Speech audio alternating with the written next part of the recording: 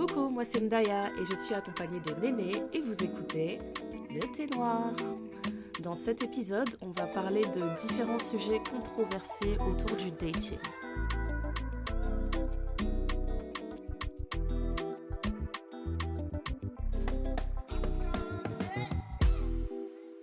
Il y a beaucoup de choses dont on voulait parler par rapport au fait d'être célibataire et surtout hétérosexuel dans cette jungle qu'est le dating. Et en fait, on essaie de trouver un moyen de faire un sujet précis, mais on a tellement de points différents qu'on voulait aborder qu'on a décidé de faire un peu un pêle-mêle de questions polémiques pour vous donner nos avis dessus. Non, mais vous imaginez, on en est au stade là. Safia nous dit, est-ce que c'est possible qu'il m'ignore? C'est ça qu'elle dit, qu'il ne répond pas, par peur de ses sentiments. Non mais on en est là, les filles 2023, on se raccroche aux miettes. Voilà, vous êtes des clochardes de l'amour. Voilà, et donnez-moi de l'amour, donnez-moi un message, donnez-moi de l'attention. Voilà, on quémande de l'amour. Voilà, donc l'audio que vous venez d'entendre, en fait, il vient d'un coach dating. Et on s'est dit que c'était la phrase, elle était juste parfaite pour cet épisode. Parce que tout ce qu'on ne veut pas être, justement, c'est des clochards de l'amour. Donc venez, on en parle bien, on décortique un peu toutes ces conversations, histoire de ne pas être des clochards de l'amour. C'est pas ce qu'on vous souhaite. C'est parti? C'est parti. Voilà, ma première question pour mettre vraiment les pieds dans le plat, et celle-là, je la pose à moi-même surtout. Je me la pose vraiment à moi-même en toute honnêteté. C'est que, est-ce que c'est normal d'aimer un seul homme à la fois et pour toute la vie? Est-ce que c'est normal? Vous avez 4 heures. Voilà, je me posais la question. Non mais littéralement, vous avez 4 heures. Je me rappelle, Néné, quand je t'ai dit, ouais, j'aimerais bien mettre cette question dans l'épisode, tu m'as dit, t'as un truc à nous annoncer Non, moi, je sais pas, je pose les bonnes questions. On pose les questions. Non, en fait, j'avais beaucoup de réflexions par rapport à ce qu'est l'amour. Donc, dans ma définition de l'amour, je me disais qu'il y a un segment qui est très important, c'est que l'amour, pour moi, ne devrait pas être jaloux, tu vois, j'ai envie de dire. C'est quelque chose que tu ne peux pas...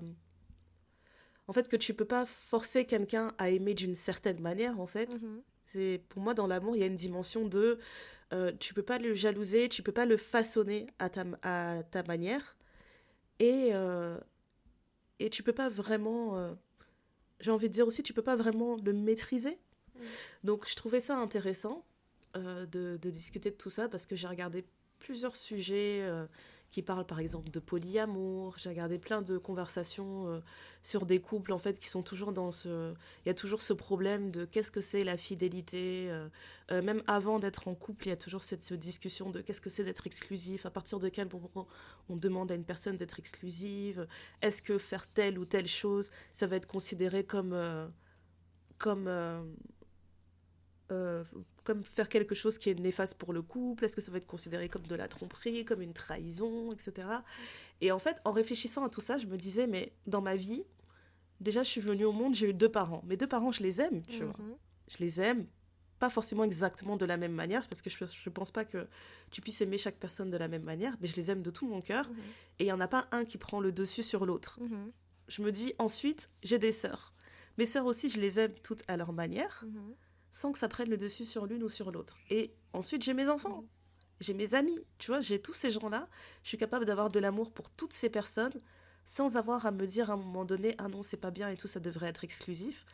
Et donc, ma question, au moment où j'étais en train de philosopher, c'était pourquoi, en fait, juste quand on rentre dans le cadre du couple, cet amour devrait devenir complètement exclusif et devrait être réservé qu'à un seul homme. C'était comme ça que j'avais mené ma réflexion. Et est-ce que tu as trouvé une maintenant, réponse? Néné, tu peux me dire est-ce que je suis folle ou pas? Non, mais... Franchement, dis-moi si je suis folle. Je dirais pas que tu es folle. Je pense que c'est des questions qu'on peut se poser. Bon, je pense que tu connais comment fonctionne mon cerveau et que dans chaque situation, je vais au bout du bout et que s'il y a 1001 questions à se poser, je peux poser 1005 questions pour être sûre, tu vois, d'avoir envisagé tous les trucs. Maintenant... bout du bout. Bout du bout. Maintenant, moi, je pense que c'est quelque chose qui est propre à chacun. Et le gros problème qu'on a, c'est qu'on se dit beaucoup, oui, mais qu'est-ce que les autres vont penser de moi si moi je vois les choses comme ça? Et dans le couple, dans la vie en général, on nous a tellement dit qu'il fallait être d'une certaine façon et qu'à partir du moment où tu ne rentres pas dans ce cadre-là, eh ben, il y a quelque chose qui ne va pas chez toi. C'est problématique, ouais. Alors que le cadre, c'est des personnes qui se sont assises, qui l'ont fait, et on doit tous rentrer dedans. Je pense que la réflexion doit être menée à chacun, tu vois, de la même façon que dans un couple, il y a des gens qui vont te dire, oui, mais s'il parle à une fille... Donc, nous sommes deux femmes hétérosexuelles, donc on va prendre l'exemple que moi, je suis avec mon gars. Certaines personnes vont dire, oui, mais si ton gars parle à une autre fille, il est déjà en train de te tromper. Tu es là, tu dis, ok, donc sur cette terre, on est moitié-moitié. Il y a peut-être... Non, c'est même pas peut-être, il y a plus de femmes que d'hommes sur cette terre. Il y a plus de femmes en plus. Donc, il ne peut pas parler à des femmes. Ok. À 2/3 de la population, il ne peut pas lui parler. Exact. Okay. Ensuite, si ton gars dit qu'une nana est belle, c'est déjà un manque de respect, machin, etc. Ok. Si ton gars il fait ci, machin, etc. Enfin, il y a tellement de si ton gars fait ci, si ton gars fait ça, que tu peux pas faire. Donc, il faut qu'on soit juste tous les deux. On doit se suffire l'un à l'autre. On doit se contenter. Concrètement, tu vois les 2 exemples que tu as donnés là. Concrètement, moi j'ai 2 avis déjà. Que le gars parle avec d'autres femmes. Franchement, moi ça m'est égal. Mais tu vois, par exemple, moi, je me rappelle que quand mon mari il a rencontré mes sœurs, et ben en fait on était en train d'avoir une conversation avec mes sœurs et puis il a parlé de sa meilleure amie, tu vois. Mais il a parlé de genre normal. Il a donné un exemple random, on avait une conversation et puis il disait ouais, tu sais, ma meilleure amie elle m'avait dit ça. Ma sœur aînée elle a dit pardon Ndaya, écoute-moi bien, dans ton mariage il n'y a pas de meilleure amie, ta meilleure amie c'est ta femme, ton meilleur ami c'est ton époux, personne d'autre n'est meilleur ami, etc. Et en fait ça m'avait tellement fait rire. Je lui ai dit mais si lui il a décidé que c'était sa meilleure amie, surtout que c'est quelqu'un qu'il a rencontré 10 ans avant qu'on se connaisse, enfin, qu'est-ce que tu veux que je te dise? Je vais arriver ici, je vais dire non mais comme je suis ta femme, maintenant t'as plus besoin de ça, t'as plus besoin de trucs, genre tout ce que vous avez vécu, tu peux l'effacer parce que moi je suis la seule femme qui fera partie de ta vie. Et ça m'avait tellement fait rire et je lui ai dit mais s'il veut être sa meilleure amie, qu'il soit sa meilleure amie en fait. C'est pas un statut que je peux forcer. Donc tu vois, je lui ai dit je suis assez sereine dans mon couple pour me dire qu'il peut avoir sa meilleure amie, c'est vraiment pas mon dos en fait. C'est ça. Et limite, j'en rigolais avec ma sœur où je lui disais, tu sais, je l'ai entendu avoir des conversations avec sa meilleure amie. J'ai pas envie d'avoir ces conversations, elles ne m'intéressent pas, donc tant mieux pour moi. Bah oui, c'est ça. Et après, c'était quoi le deuxième truc que t'as dit De trouver une autre femme belle, c'est un manque de respect. Ah oui, voilà. Alors franchement, pour moi, je pense qu'il y a... Tu sais, c'est des trucs... En fait, je peux pas mettre une règle générique comme ça. Pour moi, c'est précis. Je me dis que, par exemple, si tu as la facilité de dire à d'autres personnes que tu vois « Oh là là, t'es super jolie, j'adore comment tu t'es habillée, etc. » Mais qu'à la maison, j'ai droit à 0 compliment. Genre, c'est un supplice. Tu peux pas me faire de compliments. C'est vraiment exceptionnel que tu m'en fasses.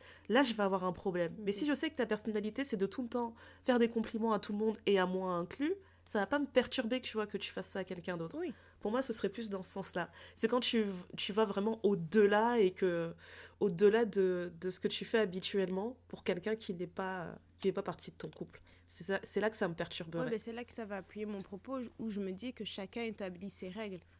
Tu sais, tu peux... En fait, c'est difficile pour moi de comprendre que les personnes qui ne vivent pas cette relation puissent déterminer comment tu dois vivre ta relation. Exactement.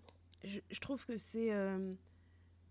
Et d'autant plus en étant une femme qui est sortie avec plusieurs hommes, pas en même temps, mais tu vois, genre tu sors avec un homme à un moment donné de ta vie. Puis après... Pas en même temps ? Non, pas en même temps. Je suis assez vieux jeu sur ce point-là. On finit d'abord avant de commencer autre chose, s'il y a besoin. Mais tu vois, ce que je veux dire, c'est que je me dis, quand je suis sortie avec Pierre, j'avais des règles qui fonctionnaient avec Pierre. Maintenant, je sors avec Paul. Les règles ne s'appliquent plus parce que Paul est une personne différente. Ouais. Demain, je me mets avec Jacques. Les règles... il y a peut-être des règles de Pierre qui vont s'appliquer, d'autres de Paul et machin, et puis peut-être qu'il y aura les règles propres à Jacques aussi. Parce que je pense que c'est un échange, pardon, un échange d'énergie et de personnalité, enfin de personnalité en fait. Il y a certains hommes qui vont faire ressortir chez toi certains aspects, certaines insécurités aussi, parce que on n'est pas là tous 100% en confiance en disant ouais, je sais que je suis la femme la plus belle du monde. Non, c'est pas vrai. Je sais que je suis la femme la plus intelligente, sais que je suis la femme machin, etc. Non, il y a certaines personnes... T'as trop raison. Il est vraiment question d'une synergie, en fait, quand tu crées un couple. Donc, tu sais pas ce que ça va donner, en fait. C'est ça. Tant que tu te mets pas à fond dedans avec toute ton énergie et lui aussi. Et là, vous verrez quel genre de collaboration vous pouvez mettre en place, limite. Exactement. Ouais.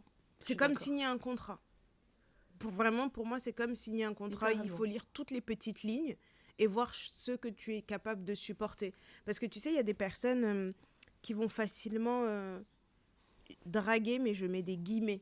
Tu vois, ils vont être là genre « Ah, mais non, mais franchement, vous êtes là, on vous apporte l'addition, c'est une serveuse, il va faire une petite blague à la serveuse et tout. » Il y a des femmes qui vont pas supporter ça et vont se dire « Non, mais comment et tout ?» Alors qu'il y a d'autres femmes qui vont être là, qui vont en jouer, qui vont rigoler. De la même façon qu'il y a des femmes, tu vois, tu vas être au restaurant, parfois dans certains restos, les tables, surtout à Paris, tu vois, il y a tous les centimètres que tu peux gagner sont un centimètre de gagné. Donc parfois, vous êtes très proches, en fait, dans les restos. Et puis, tu vas commencer à parler avec la table à côté. Il y a une petite blague qui va se passer, et tout machin. Et t'es là, tu te dis, oh, waouh, ça peut arriver une fois et tu te dis, en fait, moi, la personne que je suis, je peux pas supporter ça. Et puis, il y a d'autres personnes qui vont se dire, mais c'est juste parler pour parler. Derrière, il n'y a pas de, tu vois, il y a pas d'action, il n'y a pas de geste, il n'y a pas de tout ça. Donc, c'est pas grave, en fait. De la même façon, tu vois, il y a des gens qui peuvent être... Mais je trouve ça trop drôle quand tu dis ça, parce que moi, vraiment, le truc, à chaque fois que je te dis que j'ai du mal avec mon mari, je te dis toujours, mais ton frère, il aime trop parler, il est trop bavard. Et moi, c'est tout le contraire. Ouais. Et donc, dans des situations comme ça, je suis contente qu'il y ait d'autres personnes, parce que je me dis, ah purée, j'aurais pas à parler, pardon, merci.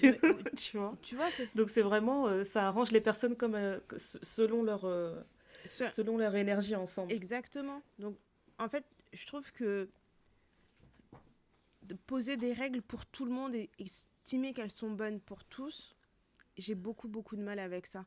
Ma réalité fait que je fais les choses comme je l'entends et aussi comment moi je me sens, en fait, parce qu'il y a un truc, on le dit souvent dans les épisodes, c'est qu'on a souvent la facilité de dire oui, mais moi si mon gars il fait ça, moi tu peux être sûr, hein, je prends mes affaires, je m'en vais, quoi. T'as vu son gars il a fait ça. Non, vraiment, non, c'est pas un bon gars, c'est un faux type. C'est un faux type. Quand tu commences à dire du gars, même, tu te moques même de la meuf. Tu te moques même de la meuf, tu te dis mais comment elle se respecte pas, comment elle reste, elle fait ça, purée. Cette facilité en tant que femme de juger la relation d'autrui, mais une relation, un mariage, c'est un combat. C'est un combat vraiment matin, midi, soir. Et je pense que ça, on le dit pas assez, en fait. Donc, tous les jours, tu te réveilles avec sa tête et tu te dis, donc vraiment... Avec tes gants de boxe. C'est lui que j'ai choisi. C'est lui. Ah, punaise. Suspense. Le choisirai-je encore demain? C'est un peu, tu vois, est-ce qu'il aura un totem d'immunité? Est-ce qu'on va lui éteindre sa flamme? On ne sait pas. Franchement, c'est vrai. Mais le truc aussi, c'est que ça, je suis d'accord avec toi. Il y a des jours, vraiment, tu te dis, purée, mais quel combat, parce que tu réfléchis à plein de paramètres, pas que la personne, mais l'environnement dans lequel vous êtes, la famille avec laquelle vous avez grandi, les gens avec qui tu travailles, enfin, tout ça, ça a un impact. Mais pour moi, vraiment, ce qui est une bonne boussole, une excellente boussole, c'est que à partir du moment où je passe le pas de la porte, enfin, dans le sens où je rentre à la maison, je passe le pas de la porte et toutes les tensions, je sens déjà qu'elles quittent mon corps. Ouais, tu te penses que ça veut dire qu'on est bien, tu vois. Oui, bien sûr. Je pense qu'on est bien. Moi, c'est vraiment l'idée de... En fait, c'est là que je me dis... Je sais que ma boussole, elle n'est pas très... Elle n'est pas très précise dans le sens où je n'ai pas établi énormément de règles. Mais je sais que le jour où je passerai le pas de la porte et juste l'idée d'être là dans la même pièce avec lui va me tendre les nerfs, je vais me dire non, c'est pas bien. Oui. Là, il y a un problème. Oui, il y a quelque chose. Et en général, c'est comme ça que je sais que j'ai besoin d'intervenir et de dire les choses. Parce que tu sais, il y a une différence entre se poser et faire une réunion parce que hier au dîner t'as mâché trop fort et j'aime pas quand tu mâches trop fort. Oui, bien sûr. C'est pas, là c'est un peu excessif, mais il y a vraiment des moments où quand je vais ressentir ce genre de sensation, où je me sens tendue, je me sens pas bien et tout, en sa présence, là je vais me dire non, il faut qu'on s'assoie, il faut qu'on discute d'un truc, là il y a un problème. Oui. Parce que quel est l'intérêt de se mettre en couple, de partager toute ta vie avec une personne, si quand t'es en présence de cette personne, t'es pas à l'aise? Oui, C'est grave quand même. mais moi je suis tout à fait d'accord avec ça. Quand je dis que c'est un combat, c'est que la génération d'aujourd'hui, on a un accès à l'autre qu'il n'y avait pas il y a longtemps. Je vais raconter l'anecdote d'un de mes oncles avec qui je parlais et il me disait vraiment, quand je vous vois, vous là, c'est n'importe quoi. Il dit c'est n'importe quoi. Moi, à mon époque, quand j'écrivais une lettre à mon amoureuse, dans l'anticipation, tu es en train d'écrire la lettre, tu as déjà le cœur qui s'emballe, tu vas lui donner, tu as les mains moites, etc. Tu te dis, mais est-ce qu'elle a déjà lu ma lettre? Est-ce qu'elle va me répondre? Il dit juste le fait qu'elle te sourit, tu es déjà là, tu es dans un état. Et quand tu reçois la réponse, tu es là, tu te dis, oh mon Dieu, elle m'a écrit. Et bon, mon oncle est un amoureux. Tu vois? Et nous, on est là, on dit, oh, on m'a laissé en vue. Non, mais franchement...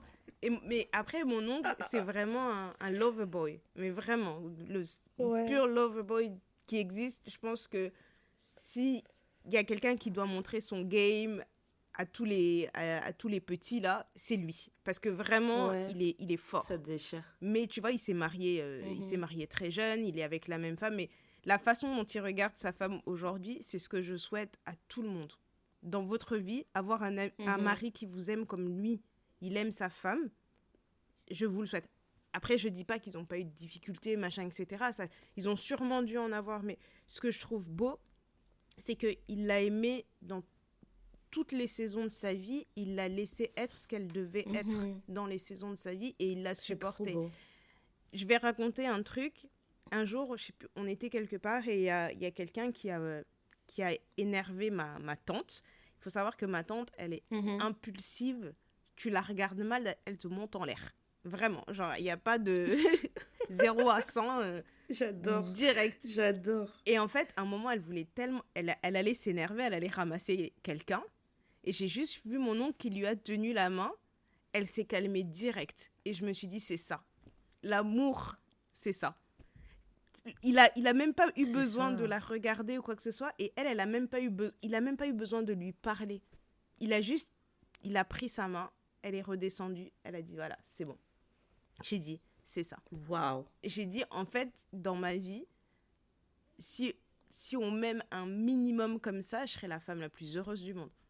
Parce que, en fait, quand tu es dans tes émotions, etc., surtout moi, en fait, je pense que je suis quelqu'un qui vit pleinement ses émotions. Et quand je suis énervée, je pense que sur cette terre, il n'y a que 2 personnes qui peuvent me calmer. Quand vraiment je suis là-haut, là, vraiment, vous m'avez énervée, il n'y a que 2 personnes sur cette terre qui peuvent me faire redescendre. Et... Oui, espérons que la 3e va arriver vite là. Parce que moi, j'ai l'impression que même... Tu sais, quand tu dis ça, j'ai l'impression que même le jour où tu vas exploser, même si ces 2 personnes, elles sont là, ça va peut-être pas suffire. Il faudra qu'une 3e arrive, genre, non, Néné, ça vaut pas la peine, Néné, écoute-nous, Néné. Et on en ajoute une 4e, un qui tient un bras, une jambe. Voilà, comme ça, on te fait plaquage. Plaquage, parce que vraiment, je me dis... Le problème, en fait, c'est que le genre de personnalité que t'as, c'est que t'es calme. Et le jour où t'es prête à exploser, tu exploses. Ouais. Donc, c'est pour ça que je me dis, ok, c'est facile à dire, il n'y a que ces personnes-là qui peuvent me calmer, mais plus le temps passe, pour moi, plus les moments où tu vas exploser vont être encore plus durs à gérer, tu vois. Oui, Donc, c'est pour ça que je me dis, je dois trouver le moyen d'exploser. Il faut qu'il y ait une autre personne là qui rentre dans le roster. Les candidatures sont... Envoyez vos candidatures à Ténoir Podcast. Je vais les analyser. Mais voilà. Je te jure, c'est incroyable. Mais ce que je trouve beau dans l'histoire de mon oncle et ma tante, c'est qu'ils ont défini leur amour, ils ont défini leur relation à un moment où on aurait pu dire que oh non, ça on fait pas ça comme ça, oh non, ça on fait pas ça comme ça, oh non, ça on fait pas ça comme ça. Je vois même l'exemple de mes parents. Moi, je vois, il y a des trucs que ma mère, elle fait pour mon père. Et je me dis, moi, Néné, si je fais ça pour un type, voilà. Et il y a, dans une de mes relations, à un moment, je me suis dit, non, je suis confondue. parce que je faisais des choses que je disais avant. Je disais, moi, je vais faire ça. Moi. C'est là, je dis non. Vraiment, je suis confondue. Et ça T'as dit, ah, c'est donc ça, le ghetto. Et je me suis dit, en fait, ça me paraissait naturel. La dynamique que j'avais avec cet homme-là, ça me paraissait tout à fait naturel de faire ça. Et je ne me sentais pas frustrée de le faire. Aujourd'hui, Ouais. je suis pas sûre que je le refasse avec un autre. J'ai été avec une autre personne après ça. Je ne me suis pas comportée de la même façon. Donc, dans tout ce qu'on dit, dans tout ce qu'on fait, etc., je me dis, s'il y a des gens qui sont heureux d'être en trouble, bah, ils sont heureux, ils sont trois, ils fonctionnent. J'ai vu beaucoup de vidéos de personnes qui vivent leur amour à 3 ou 4, 5, et ils sont heureux comme ça de « Oh non, nous deux, on était ensemble, mais en même temps, lui, il sort avec lui de l'autre, mais lui, l'autre, il a quelqu'un d'autre encore qui vient de dehors. » Et j'étais là, je dis, pour moi, ça me paraît très complexe, mais la façon dont il l'explique, et en tout cas dans le reportage, ils avaient l'air très sereins par rapport à ça. Et je dis, mais alors, comment moi je vais venir dire, excusez-moi, police des mœurs, là vraiment, ce que vous faites, c'est n'importe quoi, hein, vraiment, je trouve que dans l'équilibre de la Terre, ça ne fonctionne pas. Ça fait partie de toutes ces choses-là où je me dis, bon, je peux avoir mon avis qui me regarde, mon opinion, de me dire que moi, en tout cas, c'est quelque chose qui ne m'intéresserait pas, je n'arriverai pas à vivre comme ça. Mais la vie nous montre souvent que quand on dit « jamais je ferai ça », eh ben, tu vas te retrouver confondu. Laisse tomber. Eh ben écoute, moi dans ma réflexion, il y a un truc que j'ai exploré, c'était les couples qui tentent le polyamour et ce genre de choses. Et en fait, sur le papier, je trouvais ça vraiment intéressant parce qu'en gros, dans le polyamour, on t'explique que voilà, tu as ton couple. Et quand je dis couple, c'est vraiment un duo. Mais dans ce couple, vous avez une base qui est assez solide pour vous dire que même quand l'un des partenaires va ressentir de l'attachement pour une autre personne ou même des sentiments romantiques, eh ben ça n'aura aucun impact sur les bases de votre couple en fait. On part du principe que l'amour que tu as ne peut pas juste être exclusif et que c'est tout à fait normal d'avoir de l'amour pour quelqu'un d'autre. Maintenant, il y a des... ce qui est intéressant en fait dans le polyamour, c'est que les gens en fait s'imaginent que le polyamour c'est un truc où on se dit juste voilà, on a un peu des sauvages, on a trop chaud, donc on part un peu n'importe où, alors que non, dans le polyamour aussi tu as tes règles en fait. Donc on va partir du principe qu'un couple établit certaines règles en se disant par exemple voilà, on a un couple polyamoureux, ça veut dire que toutes les personnes que tu vas voir en dehors de notre couple, je dois savoir. Tu vois, tu peux pas juste mener ta vie comme ça, comme si de rien n'était. Donc tu vas avoir différentes règles comme ça à respecter. Et en fait, j'ai cherché des trucs là-dessus, j'ai regardé quelques émissions où tu as des couples qui en parlaient. Je trouvais bizarrement que cette théorie fonctionnait très bien dans les couples de lesbiennes. Et alors, dès que t'étais dans des couples hétéros, c'était le bordel. Ça fonctionnait pas. Et en fait, le bordel, c'est trop drôle parce que c'était soit tu voyais toujours des dynamiques différentes qui ramenaient tout en fait au patriarcat, j'ai envie de dire carrément. Parce qu'il y avait un couple qui m'avait vraiment choquée où en fait on les interviewe, on leur dit voilà, vous êtes un couple polyamoureux, etc. On leur pose plein de questions, voilà, est-ce que tu sors avec d'autres personnes, est-ce qu'elle est au courant, ça va jusqu'où, est-ce que tu as d'autres relations, est-ce que tu crées d'autres relations de couple en dehors de votre couple, ou est-ce que tu as juste des aventures, etc. Et toutes ces questions, c'était les mecs qui répondaient. Okay. Et quand on en arrive à la fille dit ouais, mais moi ok, on est un couple polyamoureux, mais moi j'ai rien fait. Moi je suis dans le couple, j'ai rien fait en dehors du couple, j'ai rencontré personne, etc. Et en gros, je me disais, mais attends, concrètement, toi t'es une meuf exclusive et tu sors avec un gars qui est un charreau en fait. Arrêtez de dire que vous êtes un couple polyamoureux. Je me suis dit clairement, tu sors avec un charreau et il a réussi à tellement jouer avec ton mental que tu penses que c'est un concept qui montre que vous êtes des gens ouverts d'esprit.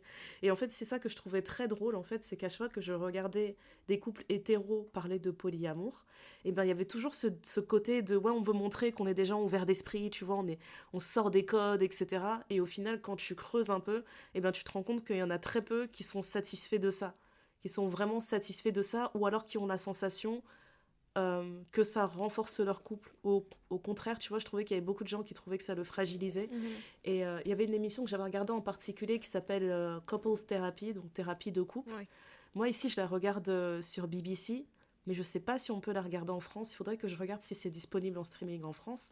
Mais c'est une série tellement intéressante où, en fait, tu as des thérapeutes qui sont assez célèbres et qui ont une certaine renommée parce qu'ils font bien leur travail, et qui prennent...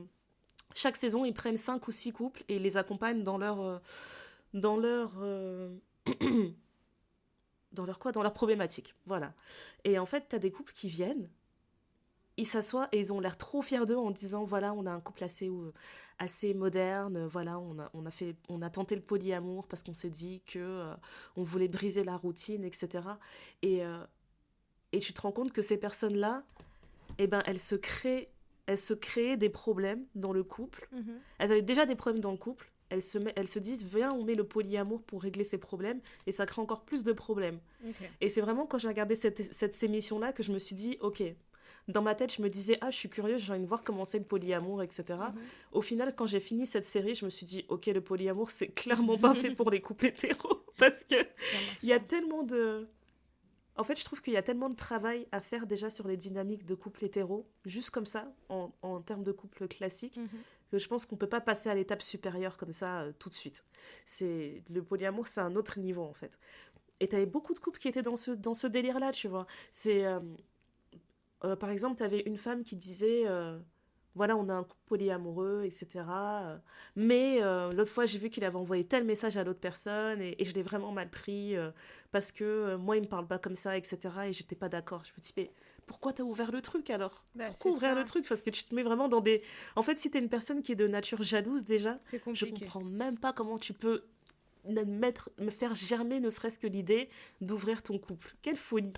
Franchement. Mais après, parce que là, t'es en train de bouder pour un truc auquel t'as... Bah, c'est vraiment se challenger, se torturer. Parce que comment tu peux te plaindre d'un truc que t'as accepté, tu vois, d'un truc que t'as mis en place? C'est ça qui me faisait rire, en fait. Et je me disais ça aussi au début, en fait. Avant d'avoir tous ces exemples, je me disais, c'est un challenge intéressant. Et puis ça permet de savoir si vos bases sont vraiment solides aussi, tu vois. Moi, je le voyais un peu comme ça. Voir si les bases de votre amour, de votre lien sont vraiment solides et assez solide pour que tu puisses t'amouracher de quelqu'un d'autre, mais avoir toujours envie de rentrer à la maison auprès de la personne que tu as choisie, tu vois. C'était plus dans ce sens-là, en fait, que ça m'intéressais.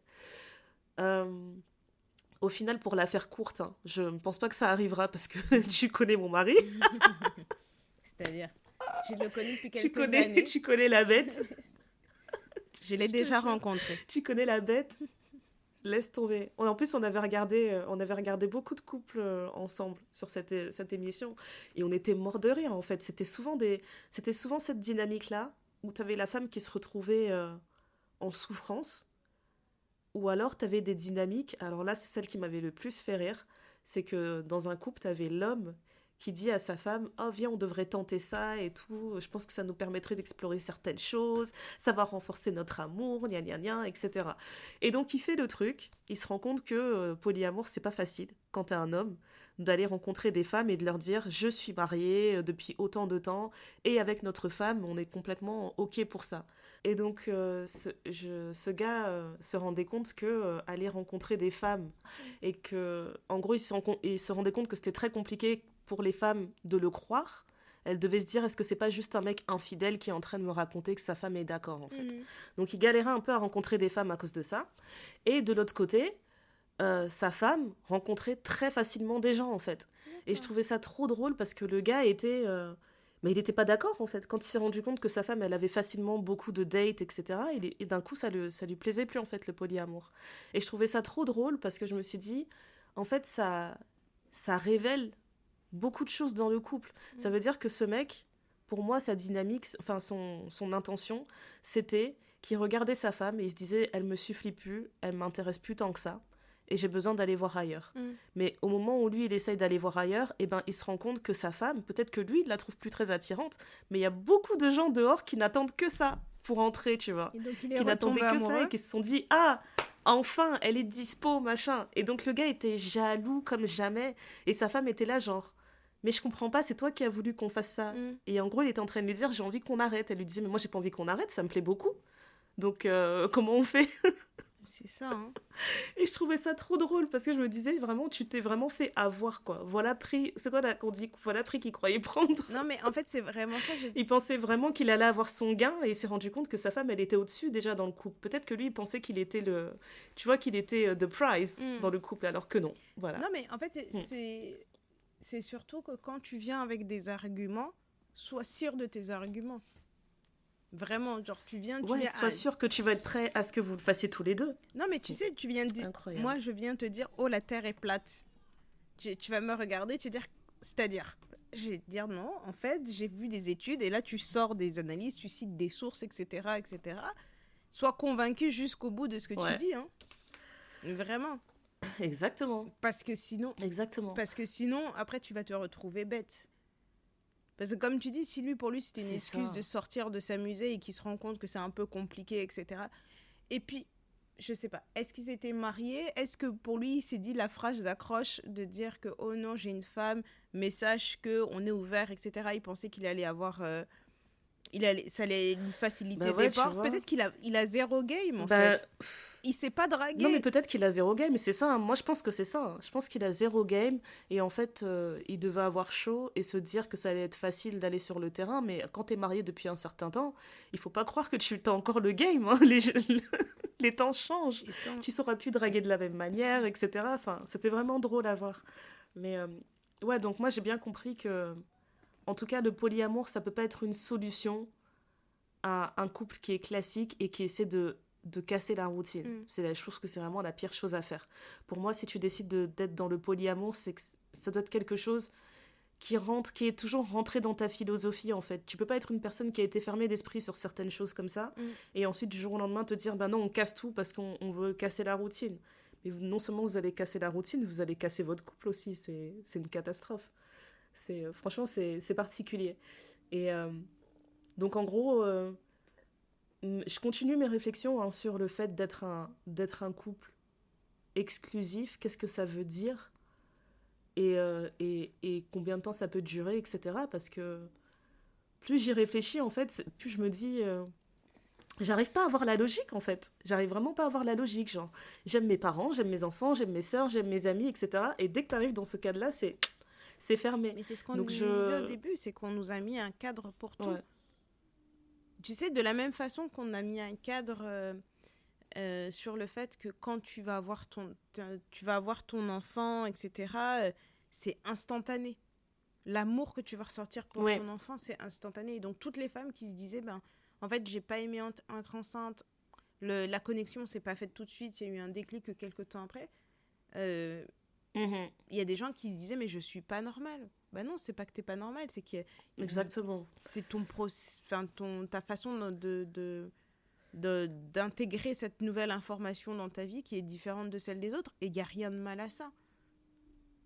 En fait, on est tellement policé sur tous les trucs, sur le fait que tu vas aller à l'école, ensuite tu vas aller au collège, tu vas aller au lycée, ensuite tu vas aller à l'université, ce qui va te garantir d'avoir un bon travail, et puis ensuite tu vas te marier, tu vas acheter une maison, tu vas commencer à avoir des enfants, ensuite tes enfants vont... En fait, il y a une voie qui est toute tracée dès le début. Et il y a beaucoup de gens, tu vois, qui ont négligé. Moi, je me souviens quand on était au collège, qu'on disait, ah ben non, celui-ci, il va pas aller en lycée général, il va aller faire un lycée pro, non, lui, il va aller faire un CAP. Il y a beaucoup de gens qui négligeaient, les métiers un peu plus manuels et des trucs comme ça. Et là, ils se rendent compte que c'est une grosse erreur parce que, je suis désolée, moi, un boulanger, il gagne très bien sa vie. Un plombier, il gagne très bien sa vie. Tout le monde n'a pas envie de gagner 10 000 euros par mois. Et même à ça, gagner 10 000 euros par mois, ça ne veut pas forcément dire que tu es bien. Tu sais pas, les 10 000 euros par mois que tu gagnes avec la charge que tu peux avoir derrière, il n'y a pas juste le montant, hein. Surtout nous qui venons de familles africaines, on sait ce que ça signifie avoir des personnes à charge. Et même si dans notre génération, on en a peut-être un peu moins, moi je suis la première, hein. Je suis la première où je me dis, ah non mais ma petite cousine elle a besoin de ça, attends je vais l'aider, je vais lui envoyer. Oh non mais alors laisse tomber, moi je vais m'occuper de ça, je prends ça à ma charge. Oh non mais grand-mère elle a demandé ci et tout, j'ai entendu, je suis allée voir grand-mère, elle m'a demandé ça, bon bah je vais faire ça pour elle. Et ça c'est des petites dépenses qui s'ajoutent, qui s'ajoutent et qui peuvent faire que ça devient pèse ça pèse sur ton budget. Donc l'argent que tu gagnes, c'est pas forcément pour toi. Et d'autant plus quand tu es un enfant, c'est pas ton argent, hein. C'est l'argent de ton enfant, c'est plus ton argent, c'est l'enfant, il a besoin d'acheter des chaussures. Parce que toi, tu peux. C'est vraiment ça. Toi, tu peux te priver. Mais priver ton enfant de quelque chose, c'est compliqué. Donc c'est très compliqué. C'est tout un truc où je me dis, il y a des schémas qui sont classiques, pas classiques, et je sais même pas si c'est. Enfin, on devrait même pas utiliser ça. Ces termes-là, c'est chacun suit sa route.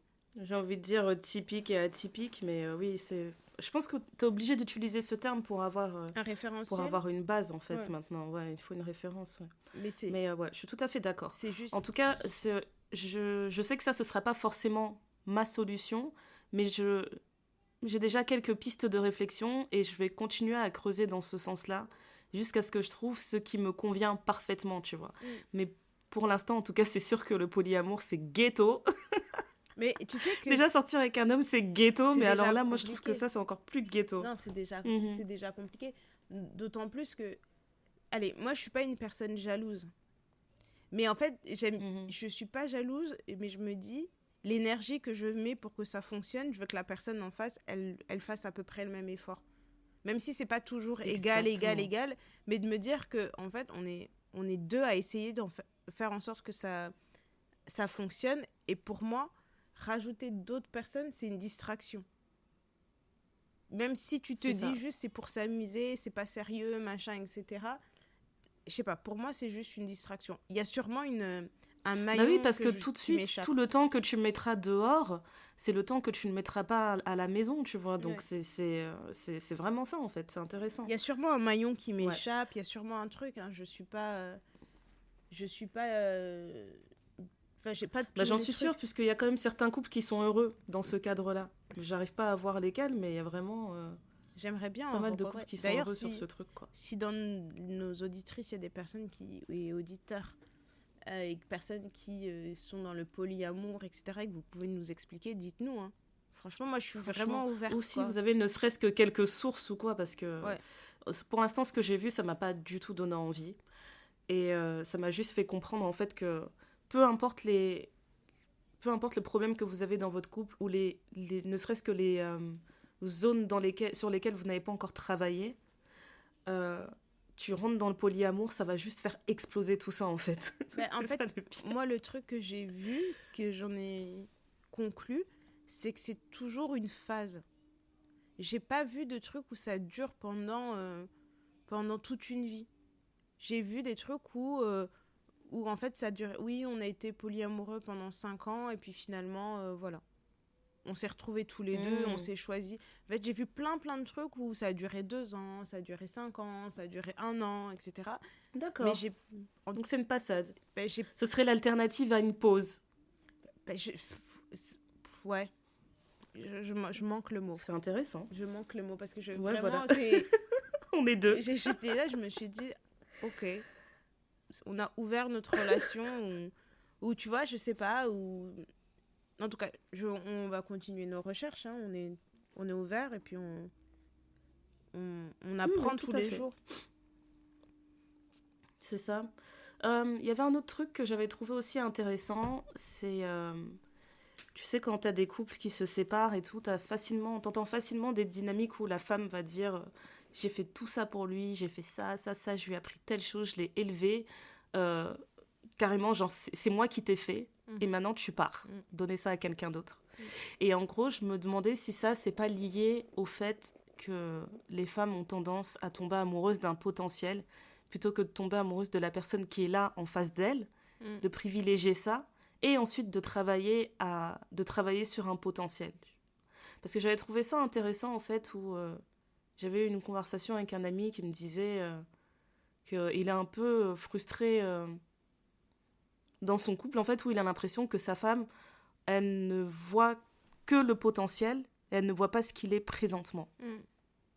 Tu vois. Et maintenant que j'y pense, j'ai 2 personnes qui sont dans ce cas de figure, tu vois. Donc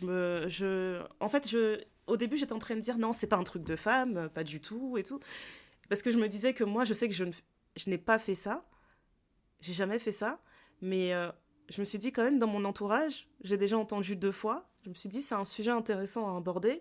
Et je me demande si c'est vraiment un truc, c'est une grosse erreur que les femmes font souvent, ou si c'est juste, c'est un cas de figure qui peut arriver dans un sens ou dans l'autre, quoi. Moi, j'avais lu beaucoup d'articles de psychologues et d'experts et de machin chose qui disaient qu'en fait, déjà, nos cerveaux ne sont pas faits pareil et que dans notre manière de concevoir et d'analyser les choses, c'est vrai que même si on ne veut pas dire que c'est un trait typiquement féminin ou un trait typiquement masculin, mais qui disait que grosso modo, une femme est capable de voir au-delà d'une situation.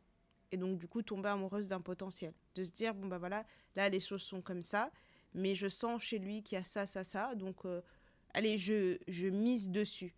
Là où un homme va dire, elle est belle. Et donc, il va tomber amoureux de ce qu'il voit. Et ensuite, il va découvrir et ça va être des choses qui s'ajoutent, quoi. Et ça va devenir « elle est belle, mais… » Oui, et en plus, pas forcément mais, c'est elle est belle, mais en plus, elle est intelligente, et en plus, elle est souriante, elle est drôle, tu vois. Et en fait, un des trucs qui m'avait marqué, c'est ils avaient utilisé un exemple de… vous savez, même sur les applis de rencontres, machin, etc., demander à une femme ce qu'elle recherche chez un homme et demander à un homme ce qu'il recherche chez une femme. Et elle est dans plus de 70%, je dirais, hein, je donne un chiffre comme ça à la volée, mais le plus souvent, une femme va donner des attributs qui ne sont pas tout de suite physiques. Et ensuite, le physique va rentrer après. Elles vont vous donner 1, 2, 3 trucs qui sont plutôt sur le mental. Et ensuite, ça va entrer dans le physique. Là où un homme va te dire direct physique, physique, physique. Et ensuite, le mental. Il dit, et ça, c'est un indicateur de comment on perçoit les choses, tu vois. Après, je pense que c'est humain aussi de quand tu connais quelqu'un, pas forcément en couple, hein, même des amis à toi, tu te dis... mais ça, c'est quelque chose qu'un tel pourrait faire. Maintenant, quand tu es dans un couple, je pense que tu mets plus d'énergie à dire que non, mais regarde et tout, tu es capable de faire ça et de vouloir le pousser à arriver là-bas. Maintenant, moi, je me dis, si je plante la graine 1 fois, 2 fois, 3 fois et que tu prends pas, qui suis-je pour te forcer à devenir quelque chose que tu n'as pas envie d'être ? Parce que peut-être que tu as un autre désir dans ton cœur et que c'est ça que tu as envie d'accomplir et moi, je sais pas, en fait. Et je pense que ça, c'est vraiment tu difficile. vois, toi, tu le réfléchis comme ça, mais moi, j'ai l'impression que les femmes qui tombent dans cette dynamique, elles tombent dedans en se disant, voilà, j'ai essayé 1 fois, 2 fois, comme tu dis, et ensuite, à la 3e fois, elles se disent, ouais, mais ça fait déjà 5 ans que je suis ici, ça fait déjà 7 ans que je suis dedans, ça fait 10 ans que je suis dedans, je vais pas abandonner maintenant. Et du coup, elles rentrent dans ce truc où elles se sentent obligées de faire en sorte que la personne évolue ou atteigne ce qu'elle avait dans sa tête. Sinon, elle aura l'impression d'avoir perdu du temps, en fait. Non, mais ça, c'est... Et en fait, des fois, je me dis, est-ce que c'est vraiment une mauvaise chose d'avoir perdu du temps ? Non, mais c'est ça, mais je me dis, est-ce que c'est vraiment une mauvaise chose de se forcer ? Il faut juste se dire que t'as perdu du temps et puis passer à autre chose, mais t'as quand même appris quelque chose de tout ça, en fait. Tu sauras que dans ta prochaine relation, ça servira à rien de mettre autant d'énergie dans ce genre de choses. Enfin, dans ta prochaine relation, ou alors tu raccroches les gants, et dans ce couple, tu apprends à aimer la personne telle qu'elle est présentement, et t'arrêtes de t'acharner sur son potentiel. Oui, mais c'est là où on doit recentrer le truc, où c'est à chacun de se prendre en main et de se gérer. Si toi, tu restes avec une personne pendant des années, t'essayes de changer cette personne, la personne te montre clairement qu'elle ne veut pas changer et que toi, tu continues de rester, remets-toi en question. C'est pas de sa faute à lui. Complètement. C'est vraiment pas de la faute de l'autre personne. C'est que, tu sais, tu peux avoir un cercle d'amis et tu te dis, oui, cette amie-là, je l'aime bien, mais à chaque fois que je suis avec elle, elle fait ci, elle fait ça, ça me saoule, parce que ci, parce que ça. Mais tu continues d'y aller. À un moment donné, c'est que ça te plaît. Je te jure. Enfin, il n'y a pas, tortiller du cul. questions. Hein, il n'y a pas tortiller du cul, c'est comme Non, ça. mais- voilà, Voilà. voilà, Tu vois, c'est tout. Non, mais Bon, alors, tu vois, c'est ce que. En fait, tu as des actions qui montrent en fait qui tu es et ce que tu veux. Donc, si moi, par exemple, j'aime pas, je sais pas, je vais dire n'importe quoi. J'aime pas faire du camping. Mais j'ai une de mes amies proches qui adore faire du camping et à chaque fois qu'elle me propose des vacances, c'est faire du camping. Et t'es là, tu dis oui, je passe beaucoup de temps avec elle, mais je déteste ça et ça me saoule parce qu'à chaque fois, on y va, on n'a pas l'eau, on doit s'organiser comme ça, on dort, il y a des moustiques, des bêtes, enfin... À un moment donné, si vraiment tu n'aimes pas ça, bah tu dis écoute, je t'apprécie en tant que personne, mais ça là, moi je veux pas. Donc on partira plus en vacances ensemble, on pourra se voir, manger, faire des week-ends ou des trucs comme ça, mais partir en vacances pour camper, moi c'est non, stop. Si la personne, elle t'aime, elle apprécie ta compagnie, etc., elle va te dire, bon ok, ça me va pas, et puis c'est bon en fait. L'énergie qu'on met pour transformer des gens, pour qu'ils correspondent à ce que nous, l'image qu'on a d'eux dans la tête, ça c'est un truc, j'en avais longuement parlé avec ma mère, parce qu'elle me disait, tu sais quand tu es... ouais. Elle dit, moi j'ai rêvé d'avoir une fille, et je suis sa seule fille. Donc elle me dit, je me disais, ma fille, quand elle va... Elle me dit, quand j'étais enceinte de toi, je me disais, ah, ma fille, elle fera 1m70, elle aura des fossettes, elle aura beaucoup de cheveux, elle fera ça dans sa vie. Enfin, tu sais, elle m'a décrit un truc. C'est trop mignon. Et je lui dis, mais... Alors, c'est trop j'ai dit, chou. madame, quand tu étais Et toi, t'as dit, est-ce qu'elle est dans la pièce? Je lui ai dit, mais quand tu as fait ton dessin, vraiment, tu t'es trompé dans tes crayons, parce que là, il n'y a rien du tout. Enfin, le 1m70 est très loin. Enfin, tu vois, elle me dit, oui, mais en fait, t'as cette... Elle me dit, tu sais, moi, j'ai étudié la psychologie, il y a l'enfant rêvé, l'enfant réel et l'enfant... mince, j'ai oublié. Je sais plus c'est quoi le troisième. Bon, il y a 3 types d'enfants et en fait, il faut à un moment réconcilier les 3 en un. Et il faut accepter le fait que ce que tu as imaginé pour ton enfant, ce ne soit pas la réalité. Il faut accepter que ton enfant ait sa propre personne, sa propre personnalité, etc. Et donc, moi, en tout cas, ce que je m'efforce à faire, c'est de me dire, en fait, il y a ce que je vois, ce que les gens... Et il y a les actes que les gens posent. Et c'est dans ces actes que les gens posent que tu sais qui ils sont réellement. Donc si tu as une personne qui passe son temps à te mettre des couteaux dans le dos, bah, tu peux être certaine que ça fait partie de sa nature. Et est-ce que tu as envie de vivre avec quelqu'un comme ça dans ta vie ? Pas forcément. De la même façon que je peux entendre que dans un couple, ton gars te trompe, que ça arrive qu'une fois et qu'après il ne recommence pas. Je peux l'entendre. Je ne suis pas sûre que c'est quelque chose que je peux accepter. Mais je peux l'entendre, tu vois, parce que je me dis... Moi, je ne suis pas sûre que j'y crois. Hein. Je ne suis pas sûre d'y croire. Bah, les erreurs. Mais ça, c'est mon côté... Ouais, les erreurs, ouais. C'est mon côté un peu... Bon, il y a différents types d'erreurs. Hein. Il y a des oups et il y a des oups. Tu sais, en fait, ça, c'est... J'ai un exemple qui est trop... Non, mais franchement, cet exemple... Jusqu'à aujourd'hui, on pleure de rire là-dessus. La seule saison de Insecure que j'ai regardée avec mon gars, c'était la saison 1.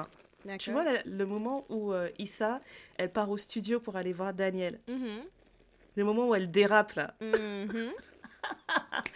En fait, ils sont au studio et mon mari, il arrête pas de dire, ils vont coucher ensemble. Je dis, non, ils vont pas coucher ensemble. Et toi, elle va se retenir. Il dit, ils vont coucher ensemble. Elle est partie le voir le soir, elle sait déjà qu'elle a un faible et ils vont coucher ensemble. Et je dis, non. Et en fait... La scène, je sais pas si tu te rappelles, mais à un moment donné, ils sont posés sur le canapé dans le studio. Et en fait, je pense qu'il vient vers elle et il l'embrasse. Et en fait, il l'embrasse et mon mari dit voilà. Et moi, je dis non, elle peut encore faire marche arrière. Et en fait, au moment où je dis ça, la vidéo se fige pendant qu'ils s'embrassent. Tu vois, genre, je sais pas ce qui s'est passé avec le Bifi, mais l'image, elle fige, ils sont en train de s'embrasser. Et je dis non, elle peut encore revenir en arrière et tout, non. Elle peut encore s'arrêter là, si elle s'arrête là, c'est pas pareil, tu vois. Et donc, on est en train de débattre pendant que c'était en pause. Je lui dis, là, si elle s'arrête et qu'elle rentre chez elle, elle dit à son gars, et là, il s'est passé un truc, franchement, Et je sais pas ce qui s'est passé, mais je me suis arrêtée, je suis partie, je suis désolée, tu vois. Je lui dis, c'est gérable. Il dit oui. On regarde l'écran, boum, ça saute, ils étaient à poil. Donc on est passé de bisous, ils étaient déjà à poil sur le canapé. Il a dit, ah, alors. Et je te jure, on était mortes de rire. Et je suis en train de me dire, mais tu vois, le truc, c'est que c'est pour ça que moi je me dis, il y a des erreurs et des erreurs. Parce que s'embrasser, déjà toute ta conscience qui est en train de se dire what the fuck, qu'est-ce qui se passe, machin, machin. Pour moi, à ce moment-là, tu peux t'arrêter de dire ouais, c'est bon, je rentre, j'ai fait une erreur. Mais pour moi, il y a des erreurs, c'est pas une erreur, quoi. Tu vois, t'as fait un choix, t'es conscient dedans. Vous vous êtes embrassés, vous vous êtes déshabillés. Il a sorti un préservatif, Non, mais Inch'Allah, il l'a mis. Non, mais tout ça. Non, mais tu sais, il y a des moments, ton cerveau, il fait un blackout. Tu sais, il y a des... Néné, si on dit ça, ça c'est des rhétoriques des avocats, là, des avocats des criminels. Oh non, Wow. il l'a assassiné parce que son cerveau, à ce moment-là, il n'a pas fonctionné. Ah, donc je suis un... Non, Je suis un le criminel. cerveau fonctionnait très bien. Je suis un Le criminel. cerveau fonctionnait très bien. Ça va, j'accepte. Mon... Non, non, non, non. Non, mais Néné, c'est très grave. On peut pas dire que le cerveau est blackout. en fait, Je ne pense pas. Bon. Parce que là, on est dans un un... acte sexuel, le temps que ça prend. On est là dans un débat temps parallèle. que ça C'est pas prend. ça le début de la question. La question, c'est pourquoi les femmes tombent amoureuses d'un potentiel. Là, on commence à vouloir... Mais non, mais c'est important aussi parce qu'on on parle du couple en général, de ce qu'on peut considérer comme une erreur. Moi, j'ai considéré que la grosse erreur que les femmes font, c'est de dire que c'est tomber amoureuse d'un potentiel. Parlons d'autres types d'erreurs. Il y a d'autres types d'erreurs qui existent. On peut pas, pour moi, je peux pas dire que ça c'est une erreur comme ça. Il y a d'autres niveaux, tu vois. Alors, Il y a d'autres niveaux. Est-ce que j'accepterais pas, je ne sais pas. Mais pour moi, Oui, ça il y a c'est des- vraiment un truc, genre, depuis que j'ai vécu cette scène, j'ai compris qu'il y a beaucoup d'étapes, quoi, dans cette erreur. il y a beaucoup d'étapes. Mais j'ai... C'est 15 erreurs en une. Oui, mais alors, ce que je veux dire, c'est que c'est pas que je cautionne, mais je me dis... je peux entendre. Après, il faut avoir les arguments. Tu vois? Tu vas me donner tes arguments, je vais t'écouter et je vais te dire... Je vais savoir dans mon fort intérieur si c'est quelque chose qu'on peut balayer et se dire, ok, Mais quels arguments? on peut le surmonter ou pas. De quoi? Quels arguments tu peux donner? Mais je L'argument, ne sais ce sera pas, quoi? Ce je sera, ne sais c'était pas là, doux. je suis C'était doux, j'arrivais pas à m'arrêter. Qui a envie d'entendre ça? pas forcément ça. Tu vois, c'est pas ça. Soyons sérieux un instant. Moi, en fait, Mais je suis grave sérieuse. je suis vraiment... Je t'écoute. Je suis vraiment en train de me poser la question. Après, j'ai pas de réponse, en fait, parce que vraiment, je me dis, pour chaque chose, il y a des erreurs. Tu vois, il y a des gens, ils vont dire, oui, bah, il a pris ma carte bleue, il a utilisé il a vidé mes comptes, mais en fait, c'est parce qu'il avait une dette à rembourser, il voulait pas m'en parler, machin. Enfin, tu sais, là, on va dans des cas extrêmes. Vraiment, on va dans des cas hyper, hyper, hyper extrêmes. Mais ce que je veux dire, c'est que dans les erreurs qu'il ne faut pas faire, quand on dit qu'il faut faire attention de ne pas forcément juste tomber amoureuse d'un potentiel et de croire en fait ce que la personne est et de toujours se protéger. Parce que l'autre grosse erreur qu'on fait, c'est qu'on se dit « Ah mais regarde, il est venu, il a porté un costume, il avait un joli sourire, donc voilà, je lui fais aveuglément confiance parce que voilà, ok. machin. » C'est non, en fait, on n'est pas aveugle. On n'est pas aveugle, on se protège. Ça veut dire que ah, tu me dis ça, machin, etc. Moi, c'est ce que je dis tout le temps, c'est ah, vous êtes ensemble, vous avez décidé d'être actifs sexuellement, machin, etc. Il te dit, ouais, je te jure, j'ai été avec personne d'autre, machin, c'est bon, on peut enlever le préservatif. Très bien, allons nous tester d'abord. On y va ensemble, main dans la main, Ouais. on se teste, on fait ça. Main dans la main, yeux dans les yeux. Yeux dans les yeux. Comme nous sommes honnêtes. Franchement, oh mais j'ai acheté mon appartement, vas-y, ça nous coûtera moins cher de vivre ensemble, t'auras juste à me faire un virement, comme ça, ça couvre un peu les frais et toi, ça te coûte moins cher que de payer un loyer. Signer un papier. Parce que le jour où il va retourner sa veste et qu'il va dire, mais de toute façon, il n'y a que mon nom Et il va sur dire les trucs, dégage. vous allez faire comment? Je te jure. Vous allez faire comment? Vous allez faire comment, je te Dans jure. toute chose, oui, le potentiel, on le voit, etc. Et puis parfois, on voit des choses chez un homme, mais on ne soupçonne pas les trésors qui y sont cachés. il y a des hommes qui peuvent te C'est vrai. surprendre. T'es là, tu te dis, mais jamais j'aurais pu penser que ça puisse être un homme comme ça. Parce que le fait de vivre ensemble et de traverser des étapes ensemble plus ou moins difficiles, ça révèle des choses chez l'humain, chez l'autre aussi. C'est vrai. C'est pour ça que je le dis à chaque fois, je dis il faut vraiment apprendre à se poser les bonnes questions en fait quand vous êtes avec une personne. Parce que demander des questions basiques là, du style ah ouais, tu sais faire à manger, ouais, tu me préparerais quoi? Putain, ça m'énerve. Commençons par Ça cette m'énerve, question genre et posez-vous allons des en vraies profondeur. questions. Commencer par les questions Mais bêtes. vraiment, Et ensuite aller en profondeur. c'est Genre si on a un enfant malade, c'est genre trop vrai. je suis enceinte et que on découvre que l'enfant est malade, qu'est-ce qu'on fait? On le garde ou pas? Ça c'est le genre de question où tu Mhm. vas savoir qui est qui. Aussi, Mais c'est grave important. Mais regarde, une fois, on avait eu toute une conversation sur l'adoption. exact. Tu vois, je sais que il y a certaines personnes qui cherchent pas à adopter dans leur vie. Mhm. Il y en a qui cherchent à adopter, Ouais. qui savent déjà qu'elles veulent adopter. Tu rencontres une personne, tu lui dis qu'est-ce que tu penses de l'adoption, et elle te dit ah non non non, moi je fais pas ça. Moi je veux des enfants qui viennent de mes boules. Il faut qu'ils sortent naturellement de là. Je veux rien d'autre. À la Tu te dis source. bon, ok, merci bien. Merci bien. On s'est compris, tu Non vois. mais c'est ça. Et, Euh, ou le fait de vivre avec une femme qui potentiellement gagne plus d'argent que toi. Il y a des hommes encore aujourd'hui que ça dérange. De se dire que ma femme va gagner Ouais. plus d'argent que moi. Ou le fait de se dire, bon bah voilà, moi, si demain mes parents, il leur arrive une difficulté, j'aurai absolument aucun problème. Genre sache que quand on cherche une maison, il faut toujours qu'on ait une chambre supplémentaire au cas où il arrive quelque chose à mes parents pour qu'ils puissent rester chez nous. Il y a des gens, ça, ils l'entendent pas. Ça, Ils l'entendent pas. Oui. Et c'est vrai, c'est trop important de dire ça dès le début. Comme ça, il n'y a pas de surprise de. Moi, je pensais que ce serait juste you and me toute la vie, etc. Ouais. Maintenant, on est là avec un tel et un tel à la maison. Ouais. Après, Franchement. il y a le fait d'en parler et quand la situation se présente, réagir aussi différemment. C'est quelque chose qui peut arriver. Mais au moins, ça a été Oui, ça, je suis clair d'accord. dès Mais le au moins, début. vous avez discuté. Ça a été clair. Et justement, au moment où cette personne osera réagir différemment, tu diras mais on avait posé des bases, on avait dit ça. Moi, je t'avais tu dit. vois. Même si c'était pas écrit, même si on n'a pas signé un contrat en se disant ça, au moins on avait discuté de ces certaines choses et tu m'avais dit ça, donc tu m'as menti. Et puis, quand on... Moi, j'ai regardé beaucoup d'émissions, genre Love is Blind, 90 Day Fiancé, L'amour au premier regard, tu sais, tous les trucs comme ça, surtout les Ouais. versions américaines, machin et tout, parce que je trouve toujours que les Américains, ils sont surpris de beaucoup de choses. Et je me dis, mais est-ce Ouais, qu'ils... ouais. Ça me fascine un peu ce truc. Et Ouais. il y a beaucoup de choses, même les questions d'argent. De se dire, ma situation financière, bon, aujourd'hui, je gagne autant, j'ai à peu près autant d'argent de côté parce que j'ai envie de faire telle chose, ou j'ai tel crédit, j'ai tel truc à rembourser, j'ai tel machin, etc. Tout ça, pour moi, ça rentre dans un cadre précis, en fait. Et du coup, je me dis, ça fait Complètement. partie des choses dont on peut discuter. Tu peux te dire, ah bah non, écoute, moi là, je travaille, mais j'aimerais arrêter de travailler quand j'ai 40 ans et être rentière. Et t'es là, tu te dis, ok, mais Ouais. du coup, vu ta situation, comment c'est possible? On Bah, fait comment? je vais mettre ça en Exactement. place. Même le rapport que l'autre peut avoir au travail. Il y a des gens qui travaillent pour travailler parce que ça permet de payer des factures, et puis il y a des gens qui sont dévoués à leur travail.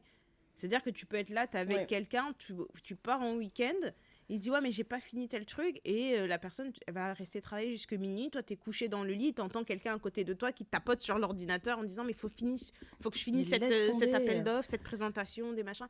Et ça c'est des choses qui au début tu peux te Mais dire je me rappelle avoir eu cette conversation aussi au début avec Mister. Parce que je me rappelle que moi, quand je l'ai rencontré au début, il travaillait énormément. Et il travaillait genre sur 2 boîtes en même temps. Et je me rappelle, il me l'avait dit clairement. Il m'a dit, je pourrais être très amoureux, très tout ça et tout, mais mon travail, c'est 80% de mon temps. Alors, c'est vraiment 80% de mon temps. Est-ce que tu vas réussir à supporter ça et tout? Ou est-ce que c'est vraiment un truc qui va te déranger, ou tu as besoin qu'il y ait tout le temps quelqu'un qui répond aux SMS tout de suite, etc. Et au moins, tu vois, ça pose les bases. Comme ça, il n'y a pas de surprise le jour où genre, on n'a pas eu le temps de se parler dans la journée. Je commence à me dire, purée, il est sérieux, il n'est même pas appliqué, il prend pas le temps de m'appeler, etc. Non, on en avait déjà discuté, Oui. tu vois. Et- C'était déjà très clair. Et après, tu mets aussi le cadre. Tu dis, ouais, je t'envoie ça, machin. Mais si, par exemple, tu sens que ton téléphone vibre 5 fois d'affilée dans ta poche, voilà, tu sais que c'est une urgence. Que tu dois, en fait... que c'est un... Exactement. En fait, c'est toute une dynamique qu'il peut avoir, tu vois. Parce qu'il y a des gens qui vont se dire, bah, Ouais. moi, dans mes finances, c'est un coup, on fait au feeling. Genre, on sort, c'est toujours lui qui paye, et puis un jour, toi, tu as envie de payer, et puis ça ne le dérange pas. Il y a des gens qui vont être là dans le 50-50, et il y a des gens qui vont être dans le 50-50 de l'extrême. C'est, ah, tu as pris ma voiture, tu as parcouru tant de kilomètres, ce qui est l'équivalent de 13,62 € de gasoil. S'il te plaît, merci de me faire un virement de 13,62 €. Mais si vous Ça, êtes c'est trop un tue-l'amour pour moi, mais je sais qu'il y a des gens, ça les dérange pas. si mais vous êtes tous c'est les trop deux un à tue-l'amour. l'aise avec ce type de fonctionnement, soyez à l'aise. Mais tout ça, c'est des choses dont il faut parler parce que Ouais. la façon dont tu gères l'argent, c'est un sujet de crispation. La façon dont tu envisages les vieux jours, c'est aussi des sujets de crispation. Tu as des gens qui disent, ah bah non, moi je vais aller Tout à m'installer fait. à Saint-Barth pendant l'hiver, l'été je serai en France. Ou alors, Et encore, t'es gentil. Il y a des gens, ils veulent même pas en parler parce qu'ils se disent, mais attends, mais de quoi tu me parles? On a juste 30 ans. Je mais dis, oui, mais, gars, le temps passe. mais déjà, Il faut en parler. déjà le temps passe et aussi le fait de comment tu vois ta vie. Parce que tu dis, oui, bah alors moi, par exemple, bêtement, moi, dans mon travail, tu as la possibilité de faire des mobilités. Et les mobilités, c'est pas que la France, tu vois. Déjà, donc, on est à Paris, donc tu peux aller en province. Donc pour certaines personnes, déjà, c'est beaucoup, mais tu peux aller dans n'importe quel pays du monde, quasiment. Et donc quand tu demandes ta mobilité, etc., parce que toi, tu te dis, ah, moi, je trouverais ça hyper intéressant d'aller m'installer au Brésil, etc., et faire ce que je fais au Brésil. Bah, tu prends tes affaires, tu vas t'installer, tu mets sur ton dossier là, entretien annuel, tu coches la case mobilité, j'aimerais être muté Voilà. à tel endroit, Retour d'entretien, très bien, Carrément, c'est ouais. validé, dans 6 mois tu pars, non, tu rentres chez toi, tu dis, chérie, j'ai une bonne nouvelle, on va s'installer à Salvador de Bahia, j'ai eu ma mobilité. On va te regarder, on va dire, pardon, c'est-à-dire, comment ça on va s'installer Salvador de quoi? Mais Je te jure. no hablo, c'est portugais ou je ne sais pas comment on dit. C'est-à-dire, Voilà. non, comment ça? Et là, tu te dis, donc là, tu me prends, moi, tu me déportes de ma famille, de tout ce que j'ai connu, etc., etc. Et ça, c'est des choses ce sont des sujets qu'il faut aborder. Parce que Complètement. par exemple, une de mes amies d'enfance, on a grandi là où on a grandi et elle a déménagé à 15 km de là où on a grandi. Parce que pour elle, c'était pas possible. Si elle avait pu acheter une maison dans la ville où on avait grandi, elle aurait acheté la maison dans la ville où on a grandi. Et quand on parle, pour elle, c'est son ancrage. Et ça, elle l'a dit d'entrée de jeu à son gars. Et son gars, il a dit, bon, bah ok. Il sait très bien que si demain, il lui propose d'aller s'installer... parce qu'en plus, c'est Dans une autre région complètement, c'est mort. ça va quoi. être un peu compliqué. Et quand elle me dit, c'est parce que son frère est parti s'installer dans une autre région. Elle me dit, ouais, mais tu t'imagines, maintenant ils habitent loin, on va pas voir les enfants, ça va être un peu compliqué. Tu dis, oui, mais lui, il en avait envie. Franchement, je la comprends trop, parce que c'est trop important de voir les enfants. Enfin bref. Mais c'est vraiment par rapport au style au schéma familial que tu as envie d'avoir. Mais franchement, je la comprends. Mais il y a un côté qui me dit tout le temps, j'ai envie de voir le monde, j'ai envie de bouger, j'ai envie de trucs. Mais c'est vrai que, idéalement, de toute façon, on en avait déjà parlé, si on était tous dans la même zone, là, dans le même quartier, ce serait magnifique. Ah ouais, je Ouais, suis je d'accord. la comprends tout à fait. Moi, je la comprends aussi. Mais il y a l'autre côté de moi qui dit, ça serait idéal de tous vivre au même endroit. Mais c'est une étape qu'il faut passer. Parce que ça, je pense que c'est un truc où quand tu grandis avec des frères et sœurs, donc vous êtes une famille nucléaire. Mais à partir du moment où chacun a sa pièce rapportée et fonde sa propre famille, vous n'êtes plus une famille nucléaire. Et je pense que la bascule est difficile pour certaines personnes. Parce que du coup, toi, tes décisions... Moi, je vais avoir mes décisions, je vais dire, ouais, je vais appeler mes frères, on va faire comme ça. Mais mes frères, ils sont mariés. Mes frères, ils sont mariés, ils ont des enfants et des machins. Donc, dans toutes les décisions qu'ils vont prendre, ils doivent prendre en considération leur foyer. Là où quand on est tous dans la même maison, c'est ok les gars, on va faire ça. Ouais, go, on y va. Là, c'est un peu... Ouais. En tout cas, moi, c'est pour ça que je dis, continue à poser les bonnes questions, ok? Les discussions de, est-ce que t'aimes bien t'habiller comme ça, machin? On s'en fout, franchement, poser les bonnes questions. Et d'ailleurs, je fais une parenthèse dedans, mais c'est pas vraiment une parenthèse, c'est dans le sujet. Mais quand on a fait la Galentine's, on a rencontré la créatrice du jeu Moon to Care. Et c'est un jeu de cartes, justement, pour apprendre à se connaître Et dans tous les cadres, apprendre à se connaître soi-même, apprendre à se connaître en couple. Il y en a même un parent-enfant que je trouve trop cool. Et elle nous a offert un jeu, donc merci beaucoup. Et franchement, les questions, c'est des vraies questions. C'est exactement ce qu'on dit quand on dit poser les bonnes questions quand vous vous rencontrez. Donc le jeu, je le trouve intéressant à utiliser genre en premier date et tout. Parce que déjà, en premier date, il y a tout ce côté qui fait que tu as du mal à briser la glace peut-être, tu vois, ce genre de choses. Tout le monde n'est pas forcément très extraverti. Donc c'est intéressant d'utiliser un jeu comme ça, où il y a beaucoup de questions qui vont aller creuser un peu dans ta vulnérabilité. Oui, puis ça, et on sait que la vulnérabilité, ça crée des liens solides. Oui, puis ça challenge aussi voilà. l'image du date ou des trucs comme ça où tu dis, bah, tu viens à la maison, ou on se fait un resto, on va manger ça, on se fait un pique-nique, etc. Oui, faites tout ça, mais sortez un jeu de cartes. Hein, c'est quand on joue avec les gens qu'on sait comment ils sont. Hein, et en vrai de vrai, maintenant que tu dis ça, Néné, tu vois, en vrai de vrai, jouez même au Uno. Vous allez voir c'est quoi le vrai visage de la personne. Le Uno et le Monopoly. Ça, c'est des jeux qu'il faut faire. Et tu sauras. Je te jure. Tu sauras vraiment. Mais franchement, j'ai trouvé ça trop cool parce que moi, je suis persuadée que c'est vraiment dans la vulnérabilité, tu vas créer des liens tellement solides. Parce que je réfléchis à toutes les personnes qui sont dans ma vie. Tu sais, quand tu te poses et tu te dis, putain, j'aime tellement cette personne, tu réfléchis au bon côté, mais tu réfléchis aussi aux moments difficiles et durs que vous avez traversés ensemble. Donc, tu sais qu'une relation solide, c'est pas une relation parfaite. Bien sûr. C'est par définition, c'est pas une relation parfaite. Une relation parfaite serait un peu même ennuyante, tu vois. Donc j'aime bien l'idée de se poser des questions comme ça qui vont tout de suite créer un lien et qui vont tout de suite te faire réaliser aussi si tu perds ton temps ou pas avec cette personne. Parce qu'imagine, je sais pas, je sors une carte où on me dit, raconte-moi la dernière fois où tu as été déçu par quelque chose. Je sais pas, t'es là, j'invente une histoire. Hein. T'es là, tu racontes, moi, mon père, dans ma famille, il a toujours été comme ci, comme ça. Il nous a fait telle chose et ça m'a vraiment blessée. L'autre personne, tu vois, si elle a de l'intérêt pour toi, elle va te dire, elle va se dire, maintenant, je comprends que ça, il faudra faire très attention à ce genre de position et tout, parce qu'elle a déjà vécu ce trauma, on va faire en sorte de ne pas le recréer, etc. Enfin, c'est vraiment... je trouve que c'est une pépite, en fait, à utiliser pour être sûr d'avoir des relations qui en valent la peine et pas juste enchaîner des dates comme de la consommation. Et ce qui est vraiment intéressant, c'est que après, je vais pas dans des dates, mais de ce que j'en entends et de ce que je lis là-dessus, j'ai l'impression qu'il y a vraiment, quand tu pars en date, il y a tout ce côté performatif, tu vois. Tu viens et tu présentes la meilleure version possible de toi-même. Ouais. Ce que je peux comprendre, hein, parce que quand tu vas en date, tu vas pas y aller en jogging, quoi. Tu viens, tu te fais belle, tu te prépares et tout, tu mets quand même certains atouts en avant, quoi. Si tu sais que toi, tu as des jolies jambes, tu te dis, bon, on va sortir les gambettes pour ce date, logique. L'impression. Pareil pour l'homme, s'il se dit, voilà, je vais bien travailler mes contours et tout ce jour-là, je vais pas venir avec mes contours de 3 jours. Non, il faut qu'ils soient nets. Ça, je comprends.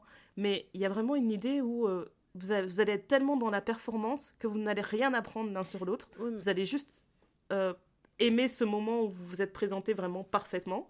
Et il n'y a rien qui en ressort, en fait. Il n'y a vraiment rien qui en ressort. Mais le truc, c'est que moi, je suis vraiment fan des moments profonds, des discussions profondes. Mais je me dis que c'est aussi... en fait, c'est un indicateur du sens où tu veux amener ta relation. Tu peux avoir un premier date qui est très dans la performance, etc. Et après, il y a des choses qui en découlent, bien évidemment. Hein. Ça va être... qu'est-ce qui peut en découler ça peut être, tu te dis, bon, bah voilà, on a pris la température, on s'est vu, on s'est plus. Mais après, la façon dont tu vas amener le truc, si tu restes en superficiel, tu sais que la relation va pas forcément aller en profondeur. Mais tu vois, au dépôt, tu vas pas s'arrêter à cette première impression, mais de se dire, le premier date s'est bien passé, on va continuer à parler. Et puis, parfois, tu commences à avoir des conversations hyper profondes. Mais tu sais pas comment vous en êtes arrivé là. L'appel a commencé déjà. Ah, salut, ça va et tout. Ouais, grave, et toi? Ouais, non, bah, franchement, t'as fait quoi aujourd'hui? Ah, j'ai fait ci, nanana. Et puis, d'un coup, d'un seul, t'es en train de lui raconter comment, quand t'avais 8 ans dans la cour de récré, Juliette t'avait tiré les cheveux et t'avais perdu une mèche. Elle t'avait dit ça et c'est pour ça que maintenant, au travail...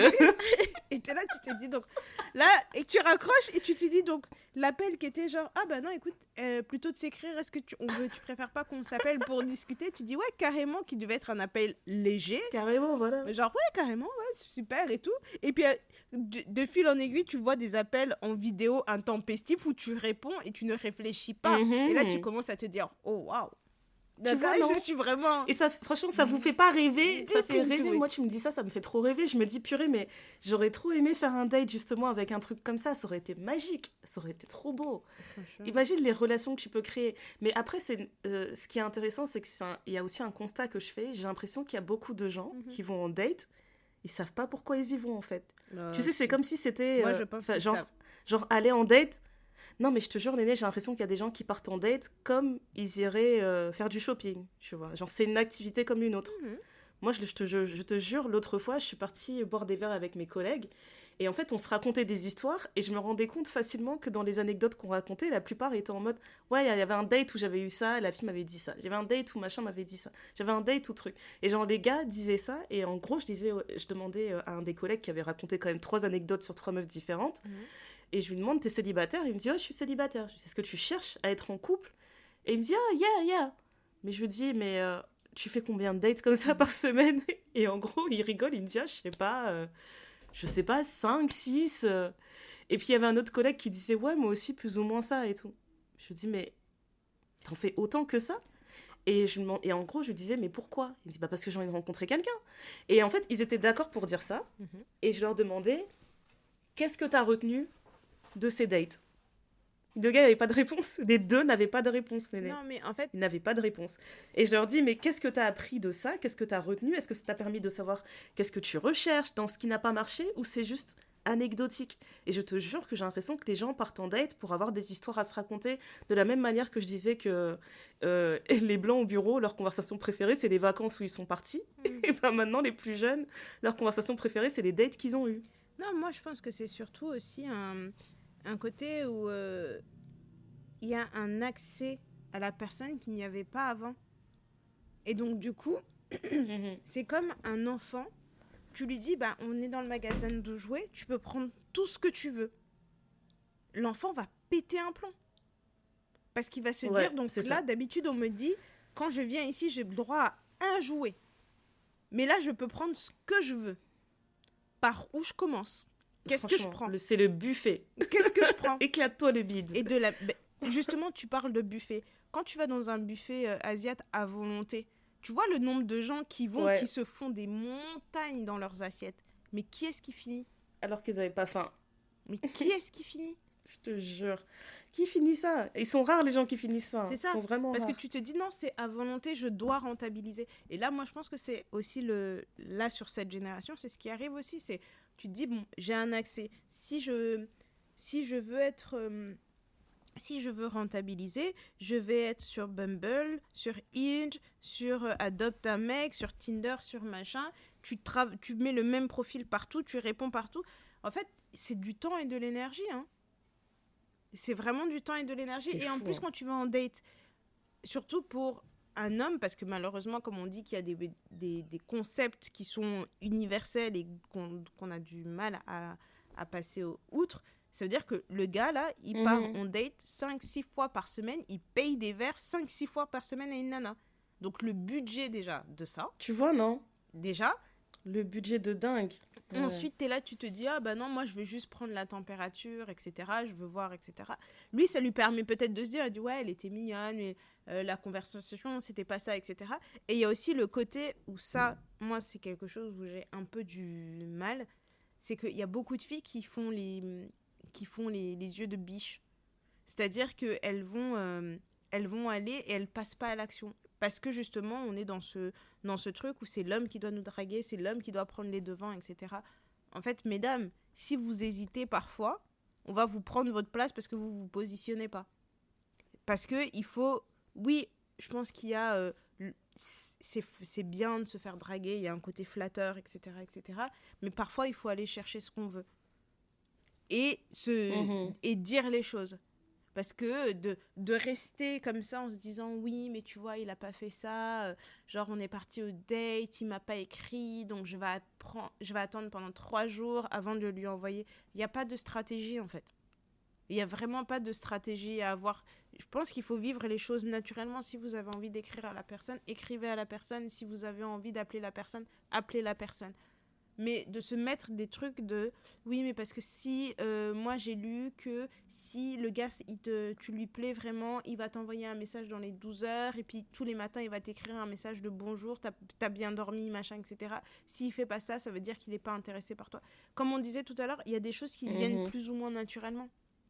Il y a des choses où au début c'est un peu bancal et après quand vous trouvez votre rythme de croisière, tu te dis oh ok, ça me va. Parce que entre Mélodie qui veut avoir un message à 7h tous les matins quand elle ouvrait les yeux en se disant que non, moi si j'ai pas mon message à 7h du matin, ça veut dire qu'il est pas intéressé, que machin, etc. etc. Et Julie qui elle est genre ouais bon bah s'il m'envoie un message dans la journée ou dès qu'il a du temps, qu'il montre qu'il pense à moi, ça me va. Il y a quand même il y a un ravin quoi. Donc il y a je pense cet accès à la quantité qui n'est pas une bonne chose, vraiment, parce que je pense que ça rend les gens complètement fous. Il y a les gens qui sont très très sérieux. Je pense que il y a les gens qui veulent beaucoup s'amuser. Et je pense qu'on a... Et puis il y a aussi les gens qui sont dans la culture du moi d'abord, tu vois. Ouais, c'est ça. Et je me dis, en fait, c'est bien d'avoir, de donner beaucoup d'importance à sa personne, mais le concept d'aller dans un date et de tout le temps se dire, je suis le prix, il faut me traiter comme ça, machin, j'attends ça. Ouais. Pour moi, c'est uniquement valable si t'es capable aussi de dire clairement ce que toi tu apportes. Exactement. Pour moi, si tu dis que t'es une princesse, ben prouve-moi que t'es une princesse. Qu'est-ce qui fait qu'il faut que je dépense autant et que j'ai telle attitude, etc. avec toi? Oui. Qu'est-ce qui fait que je vais le faire et je vais pas regretter, en fait? Oui. C'est vraiment tout ce truc-là. J'ai l'impression que chacun vient avec son ego. Il y a beaucoup trop d'ego dans les dates. Et moi, je comprends pas comment ça peut marcher, en fait. Moi, je dirais surtout je dirais à tout le monde de toujours être très clair. Ça ne mange pas de pain d'être clair. Vraiment. Si tu es là pour t'amuser, dis clairement que tu es là pour t'amuser. Parce que moi, j'arrive pas à... Mais grave. Les gens qui se font des nœuds au cerveau en disant, bon, là, je fais une stratégie, comme ça, je vais passer pour un bon type parce que j'aurais dit ci, j'aurais fait ça. Et en fait, une fois que j'aurai atteint ce que je veux... Alors que t'aurais dit clairement, vous auriez pu vous amuser encore plus. Avec la même personne, peut-être. Elle t'aurait dit, amusons-nous, alors tout va bien. C'est ça. Et puis peut-être qu'elle t'aurait dit non, mais en fait, moi, j'ai pas envie de ça. Et si on part du principe où on te dit, mais non, mais moi, je veux pas m'amuser, moi, je veux du sérieux, etc. Ou même, par exemple, on est là, on discute et tout, ça fait des blagues. Oh, qu'est-ce que tu recherches? Tu dis, moi, je cherche plutôt quelque chose de sérieux, je pense que j'ai envie de plutôt me poser, machin, etc., etc. La personne te dit, écoute, moi, j'ai pas d'objectif particulier, je vais voir comment les choses vont se faire, I will go with the flow. Toi, maintenant, tu te dis quoi? T'as une possibilité. Soit tu te dis, bon, go with the flow, c'est la possibilité que ça aille dans le sérieux que je veux, mais c'est aussi une possibilité que ça n'aille pas dans le sens où moi je veux. Qu'est-ce que je fais? Si tu te dis, bon, tu laisses la chance à la personne, après quelques temps, te dit non et tout, c'est bon, c'était rigolo 5 minutes, mais je veux pas. Pourquoi cette personne, ça serait une connasse? Pourquoi? Tu vas pas dire, oh non, c'est un connard, il avait pas dit ça, non, il t'a clairement dit. Toi, t'as dit, moi, je veux sérieux, lui, t'as dit, I will go with the flow. T'as accepté. Maintenant, dans son flow à lui, ça a pas amené là où toi, tu voulais aller. Mais c'est pas de sa faute. Il faut pas toujours être prête à dire non, mais cette personne, c'est un connard parce que si, parce que ça. Il faut, comme tu dis, aussi se remettre en question. Et si toi, tu es convaincu que non, moi, si je fais toutes ces choses-là, c'est parce que je veux me marier et je ne vais rien changer à mes principes, à mes valeurs et à ce que je veux parce que je veux me marier, et ben, tu vas faire jusqu'au moment où tu vas toquer à des portes jusqu'au moment où une porte, elle va s'ouvrir. C'est vraiment... logique. Tu vois, on avait eu ce débat sur l'abstinence où il y a des filles qui disaient « Oh, mais non, il faut tester la voiture avant de l'acheter. Oh non, si tu es abstinente, t'es sûre que tu vas trouver personne, etc. » Moi, j'ai eu tous les cas de figure. J'ai eu les cas de figure de nanas qui s'éclataient, mais dehors... comme si leur vie en dépendait. Ces nanas-là, aujourd'hui, elles sont mariées et tout, elles sont dans un cadre, entre guillemets, classique. Et ça leur va très bien. Alors qu'on leur aurait dit, mais si toi tu fais tout ça, jamais un homme va t'épouser. Et de l'autre côté, j'ai des filles aussi qui ont été plus que sérieuses dans leur vie et qui aujourd'hui ne sont pas mariées. Il n'y a pas de règle universelle où on te dit, si tu fais ça, tu auras ça. Parce que malheureusement, le monde change. La réalité de Ndaya qui s'est mariée quand elle avait 23 ans. Et si Ndaya, elle était dehors aujourd'hui, la façon dont on l'a draguée quand elle avait 23 ans et la façon dont on va la draguer aujourd'hui, je pense que tu serais surprise, Ndaya. Tu te dirais, donc c'est comme ça qu'on aborde les gens dans la vie. C'est chaud. Laisse tomber. Enfin, je te jure. Franchement, moi, quand je vois les petits et tout... Et puis moi, dans ma tête où je suis convaincue que... dans ma tête où je suis convaincue que je suis Beyoncé, on me drague et je me dis, donc... Tu sais, genre, si on me drague dans la rue, moi, je prends ça comme une insulte parce que je me dis, purée, j'ai l'air accessible. Donc vraiment, je suis déçue, je me dis putain, je suis trop déçue. La personne, elle a marché à côté de moi et elle s'est dit, c'est bon, je peux aller lui parler. Punaise. Elle s'est dit, on peut respirer le même air. Non, je suis trop déçue. Je me dis, putain, je me suis mal habillée aujourd'hui, je me suis mal maquillée. Je sais pas, il y a un truc, c'est la déchéance. Non, ça va pas. Franchement, et après, tu sais ce que j'ai vu dans le métro cette semaine et j'ai vraiment trouvé ça trop mignon. Je me suis dit, donc vraiment, la drague un peu à l'ancienne, là, ça existe encore. C'est... J'étais en train de passer dans les couloirs et en fait, je pense qu'il y a un jeune homme et une jeune femme qui se sont croisés. Et en fait, ils se sont déportés. Tu sais, quand il y a le flux dans le métro, là, le matin, où il y a trop de monde, etc., ils se sont déportés sur le côté. Tu avais l'impression qu'il y avait une bulle autour d'eux. Et c'était là avec leur téléphone, en train d'échanger leur numéro, en train de dire, ouais, non, mais carrément, et tout. J'étais là. J'aime trop les moments comme ça. T'es là avec des grands yeux, tu les fixes. Là, excusez-moi, continuez. Ouais, je suis juste spectatrice. Franchement. Et j'ai trouvé ça trop mignon parce que je trouve que on n'a plus ça maintenant qu'il y a les applis et que tu peux draguer un peu quand tu veux. Même si tu es en train de faire pipi, tu peux être en train de draguer quelqu'un. Toi, dans la vraie vie, maintenant, est-ce que tu vas aller toquer à la porte d'une toilette en disant « Bonjour, je t'ai vu entrer dans cette toilette, j'ai trouvé vraiment que t'étais mignon, viens, on parle. » Non, mais en plus... Non, mais c'est vrai. Parce que peu importe, on va tout de suite se dire « Mais putain, il m'a attendu et tout, c'est bizarre, il me suit, qu'est-ce qu'il fait ?» Enfin, je comprends tout à fait ce ressenti où t'as peur, où tu te dis « Est-ce que la personne, elle me suit hein, c'est creepy et tout. » Mais je pensais aussi à un autre truc, maintenant que t'as parlé des applis. Quand tu dis justement la manière dont on me draguait avant et maintenant, je me suis rendu compte que maintenant, dans les étapes des couples, il y a une étape officielle qui est de dire qu'on désinstalle nos applications de rencontres. Oui. Genre, on a un stade où on est assez à l'aise tous les deux pour se dire que on a besoin c'est fini les applis de rencontre, on désinstalle. Je te jure que quand j'ai vu ça, j'ai cru m'évanouir. Ouais, tu vois. Et là, j'ai compris, j'ai dit, ok, donc dehors, c'est vraiment ghetto. C'est trop le ghetto. C'est vraiment ghetto, mes sœurs. Nous souffrons. Je souffre avec vous. Franchement, c'est vraiment le ghetto. À distance. Non, mais quand j'ai lu ça, j'ai dit, waouh! Il faut que je parle à ce gars et que je lui demande d'enlever les applis. Non. Ouais, et la princesse en moi, elle a pas supporté. Je me suis dit, mais c'est de la folie. Non. C'est de la folie. Moi, je te dis, de temps en temps, je regarde un peu ce qui se fait sur les applis en parlant avec des copines qui me racontent un peu les anecdotes, en regardant des articles et tout, des machins. Et je suis là, je me dis, vraiment, 2024, quoi. Mais je dis ça depuis 2022, donc je me dis vraiment... Donc tous les ans, je me dis, je vais me rafraîchir la mémoire, savoir si c'est toujours le ghetto.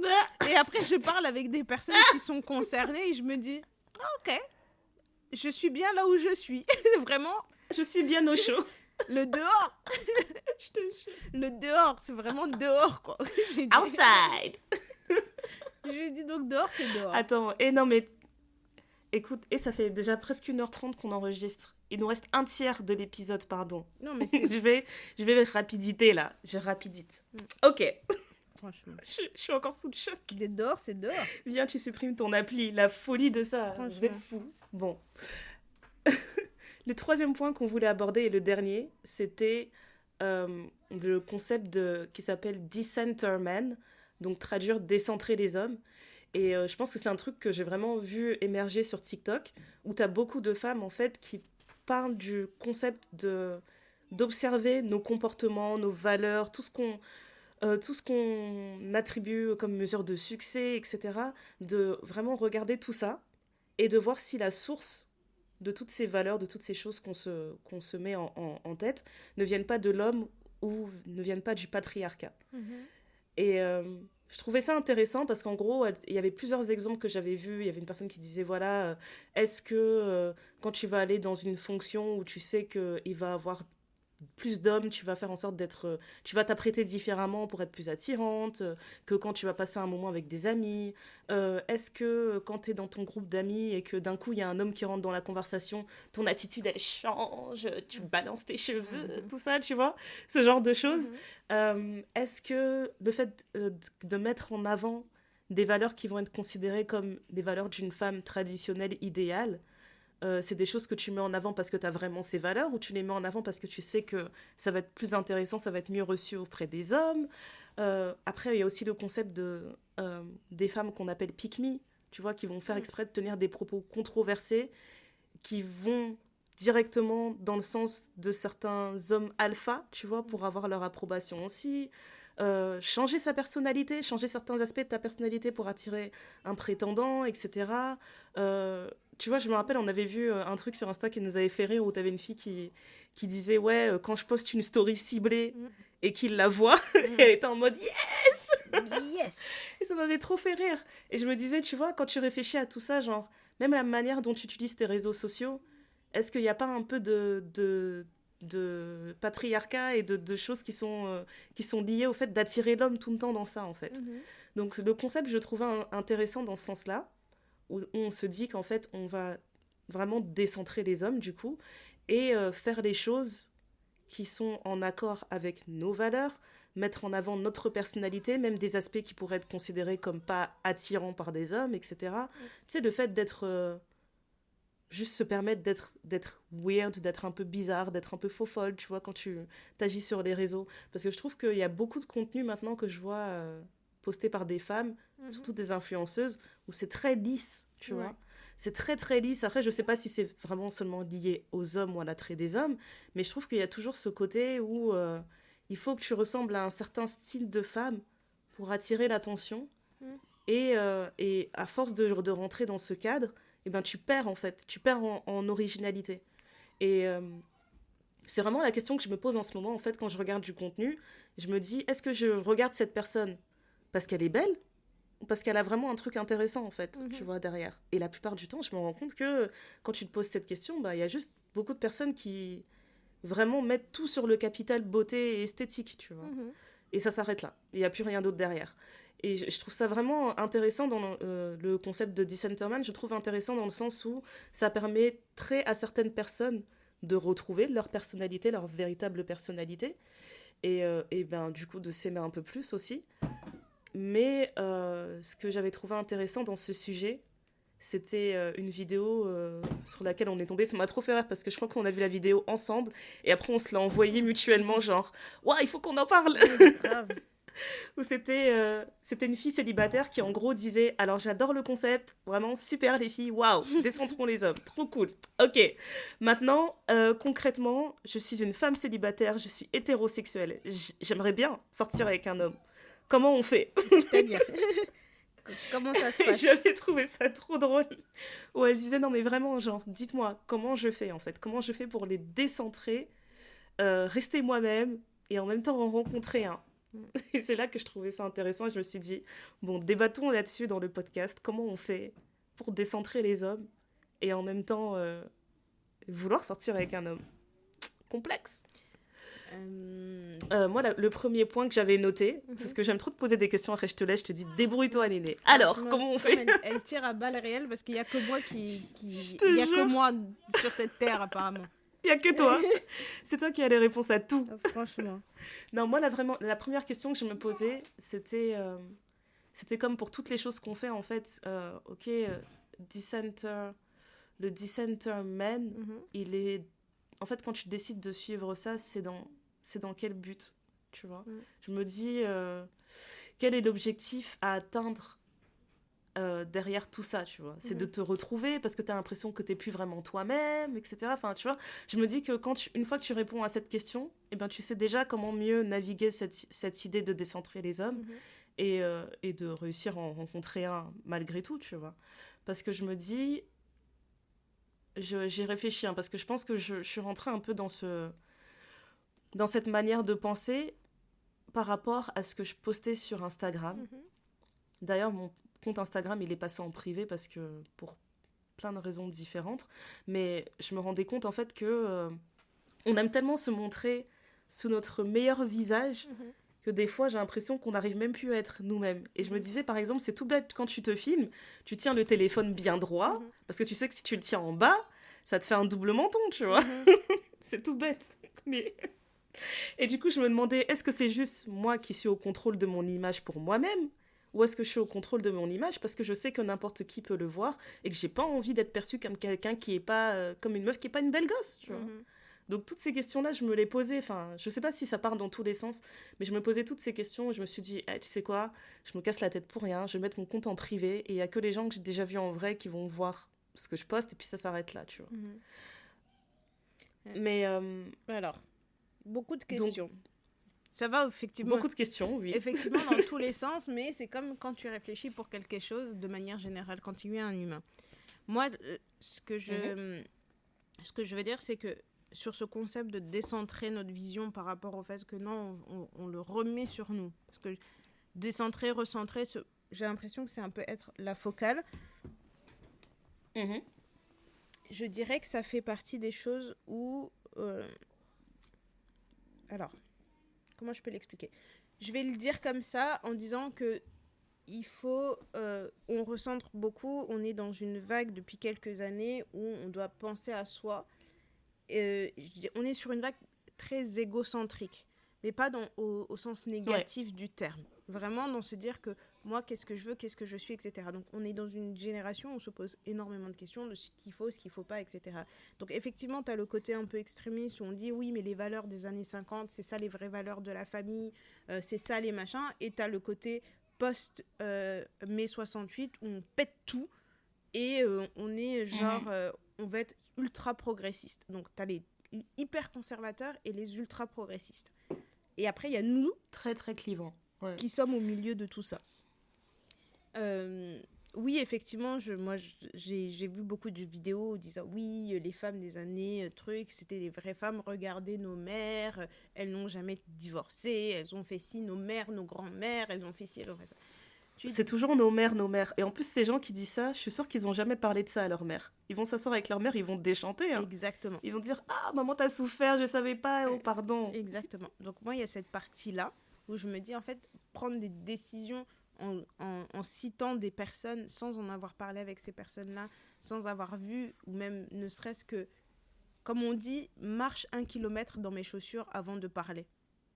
Parce que le niveau de dépendance financière et affective qu'elles avaient, en sachant aujourd'hui que, tu vois, tu peux être un garçon en disant, ouais, ma femme, faut qu'elle fasse ci, faut qu'elle fasse ci, faut qu'elle fasse ça, etc. Moi, il n'y a pas de problème. Hein. Demain, je suis femme au foyer, mais tout ce dont j'ai besoin, tu me l'apportes.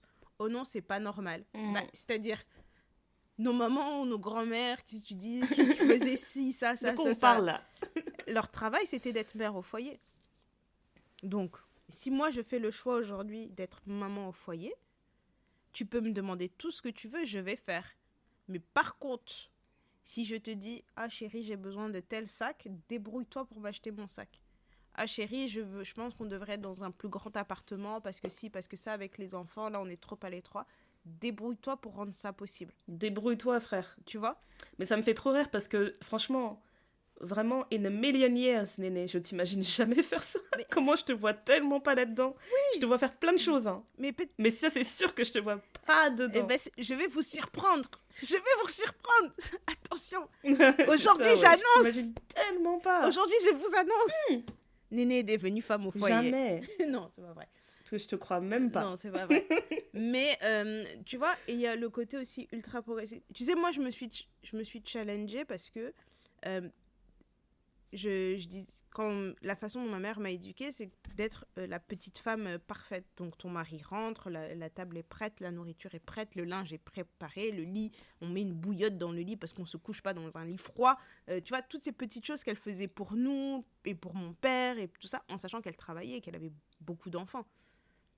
Et je me dis, elle a transmis ça, elle m'a dit, non, mais une femme doit faire ça. Et quand j'ai passé l'adolescence. Et je la challengeais beaucoup. J'ai dit oui, une femme doit faire ça. Donc, dans notre fratrie où, en fait, je suis la seule fille, il y a 4 garçons, le niveau de pression que moi j'ai pour certaines choses que mes frères n'ont pas, je me dis, je suis un humain comme un autre. Donc, je dis, mais pourquoi moi, je devrais plus savoir faire ça que lui ? Explique-moi, c'est quoi ton truc, etc.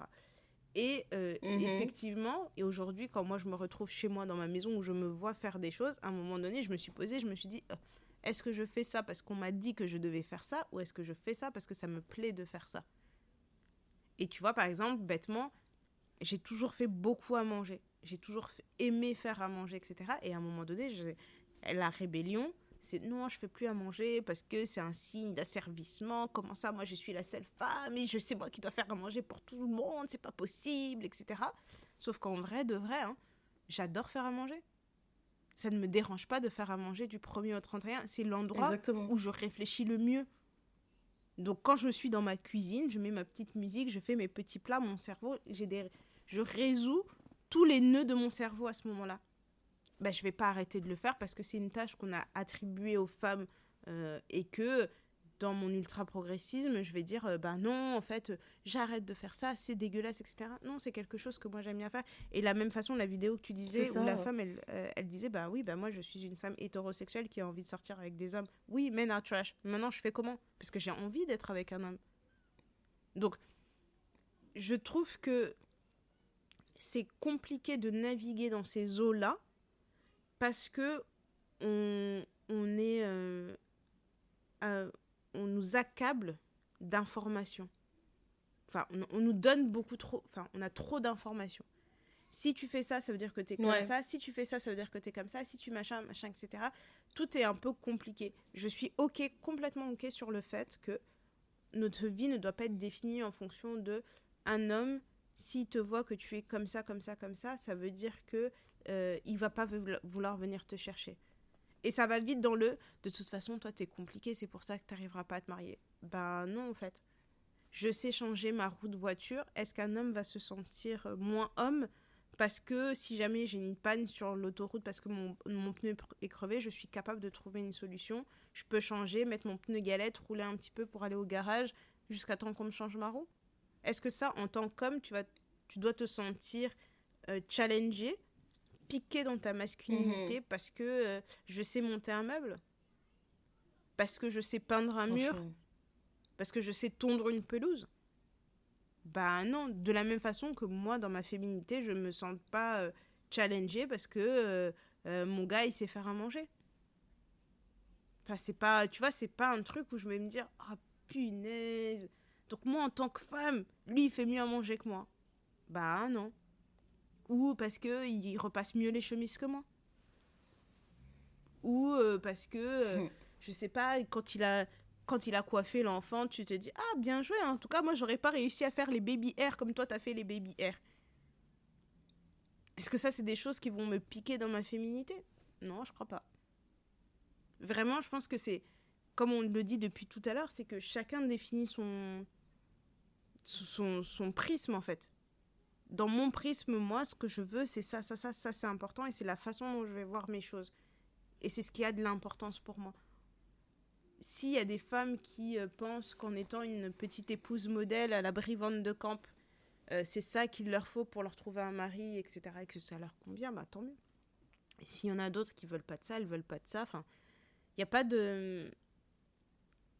En fait, moi, c'est l'injonction à suivre un mouvement. Moi, je trouve ça vraiment compliqué parce que la question, c'est que quand on nous dit tout ça, vous qui dites tout ça, maintenant, je vous pose la question, où on trouve les hommes qui répondent aux critères ? Si vous avez une adresse, partagez avec les amis. Non, mais parce que... Non, mais je pense que la finalité, c'est même pas ça. Je suis d'accord avec toi, vraiment. L'adresse, on est preneur. Hein. On est preneur, donner. Mais je pense que, du coup, ce qui est intéressant avec l'idée de décentrer les hommes, même si c'est pas possible complètement, hein, tu peux pas le faire à 100%. Avec l'idée de décentrer les hommes, c'est... Moi, ce que je trouvais intéressant, c'était 2 points. C'est que, de 1, ça te permet de mieux te connaître et du coup, que quand tu vas te remettre sur la scène du dating, je réponds à la femme qui a dit comment on fait, quand tu vas te remettre sur la scène du dating, tu seras fidèle à toi-même. Tu seras plus fidèle à toi-même et tu vas moins envoyer une image qui conviendrait aux personnes que tu vas rencontrer en face, mais vraiment quelque chose qui est authentique. Et le deuxième point que je trouve intéressant, que je trouve plus intéressant pour moi, c'est de se mettre à la place d'un homme, en fait, en vrai. Parce que je pense que la plupart des choses que les hommes font ne découlent pas directement de qu'est-ce qu'une femme va en penser, de comment ce sera perçu par une femme, etc. Mais il y en a C'est dans ce sens-là que je trouvais intéressant. Mais tu sais qu'il y en a certains qui sont comme ça, parce que j'ai des amis garçons, hein, je les côtoie au quotidien, au-delà du fait qu'on essaye forcément de se mélanger les uns les autres. Hein. J'arrive à évoluer avec des hommes sans que ça devienne... Tu les côtoies wow. Oui, je les côtoie sans que ça devienne bizarre, tu vois, genre... Quelle maturité, waouh. Vraiment, genre, c'est mon poteau, on va aller regarder un match, on va aller boire un verre, on est poteau, quoi. Et donc, quand je côtoie ces hommes-là, il y en a certains, tu serais surpris de voir comment ils pensent les choses. Où ils sont là, oui, mais tu vois, là, quand je fais ça, les filles, les machins, les femmes, les machins, donc, les mêmes certains questionnements que nous, on peut avoir en pensant que c'est des questionnements typiquement féminins, sont des questionnements qu'eux aussi peuvent avoir. De se dire, certains, après, c'est pas tous, hein, c'est pas tous des charros, hein, parfois, ils ont des âmes. On a perdu une Ndaya. Là, Ndaya, vraiment, son cerveau, il a... Qu'est-ce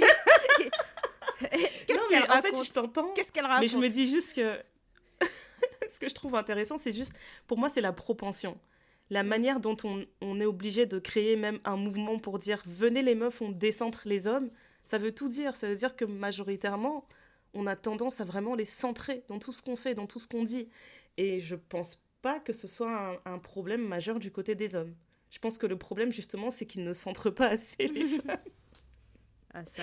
Et il y a peut-être une minorité qui les centre, mais moi, je pense que c'est peut-être ça le problème, en fait. C'est ça que je voulais dire. On se pose beaucoup de questions. Vraiment, ça, c'est une question sans réponse qu'on devra réaborder. Parce que vraiment, moi, je me dis... Ah ouais, mais grave. C'est peut-être l'optimiste en moi qui va le dire, mais je pense il y a quand même beaucoup d'hommes qui réfléchissent en fonction de ce qu'une femme va penser d'eux. Je pense qu'il y en a plus que ce qu'on imagine, beaucoup plus que ce qu'on imagine. Je ne demande qu'à te croire, hein. Qu'à les voir. Je ne demande qu'à être d'accord. Saint Thomas. Voilà. Je te jure. Ouais, mais en tout cas, ouais, je pense que ça concerne toutes les femmes, hein, que peu importe ton statut marital, c'est intéressant. J'aimerais bien avoir les retours des auditrices, s'il y en a qui ont déjà vu cette tendance, qui ont déjà vu des vidéos sur TikTok, etc. Et si elles les trouvent intéressantes.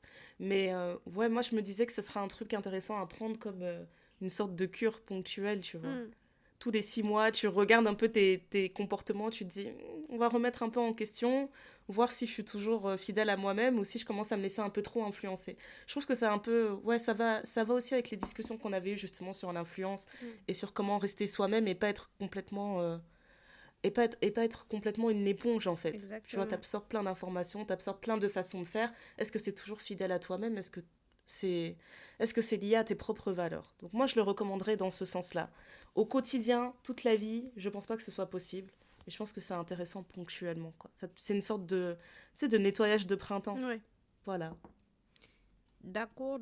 Tout simplement. De toute façon... on a beaucoup... On a fait vite ce 3e point, hein, tu vois. Je t'ai mis un coup de pression. Ouais. Non, en fait, je pense qu'il y a beaucoup de choses à dire et qu'il y a encore beaucoup de choses à dire sur et le dating et le rapport que nous, en tant que femmes, on a par rapport à tout ça. Je pense que ça fera l'objet d'autres épisodes, ça c'est sûr et certain. Maintenant, on laisse la conversation ouverte, hein, comme d'habitude. Vous savez où nous trouver, donnez-nous des idées, envoyez-nous des vidéos de personnes qui ont des points de vue complètement différents. Maintenant, tout le monde a accès à une caméra et un micro et et dit tout ce qu'ils ont envie de dire. Donc, il y a des choses qui sont pertinentes, d'autres un peu moins. Mais on peut l'entendre, on peut essayer d'explorer. Et on n'est pas fermé, nous. On est là pour s'ouvrir l'esprit et grandir. Et grandissons ensemble. Et puis voilà, on est en train d'avoir cette discussion aujourd'hui qui dit que dans l'année prochaine, on ne sera pas toutes les deux ultra progressistes, qui dit que l'année prochaine, on ne va pas devenir Mais toutes les Néné, deux en fait, ultra c'est conservatrices. trop drôle que tu dis ça parce que t'es en train de dire on est ouverte, on est machin, et pendant que tu parles, moi je suis en train de faire une grimace, j'ai les bras croisés. Non, mais tu sais pas. J'étais vraiment en train de faire si tu le dis. C'est ça le problème, c'est qu'on ne sait pas ce qui va dans la vie, hein, on ne sait pas ce qui va nous faire changer. Est-ce que c'est un homme? Est-ce que c'est un vrai. enfant? Est-ce que c'est un parent? On ne sait Est-ce que pas. c'est un chat? On- Je ne sais On pas. ne sait pas. Hein, on ne sait pas. Donc on peut avoir cette conversation dans 6 mois et on aura des points de vue complètement différents. Mais on est prête à en discuter avec vous. On aime toujours discuter avec vous des sujets qu'on aborde dans les épisodes parce que c'est toujours intéressant de voir que même si vous nous écoutez, vous êtes très fidèles, vous pouvez aussi avoir des avis complètement différents et c'est ça qui est enrichissant. Voilà. Tout à fait. Donc du coup, Ndaya, qu'est-ce qui te rend heureuse en ce moment? Je sais pas. J'ai envie de dire, c'est vraiment petty. Hein. Je suis heureuse de pas être célèbre. Ouais. Parce que je vois des gens, on les met dans la sauce là.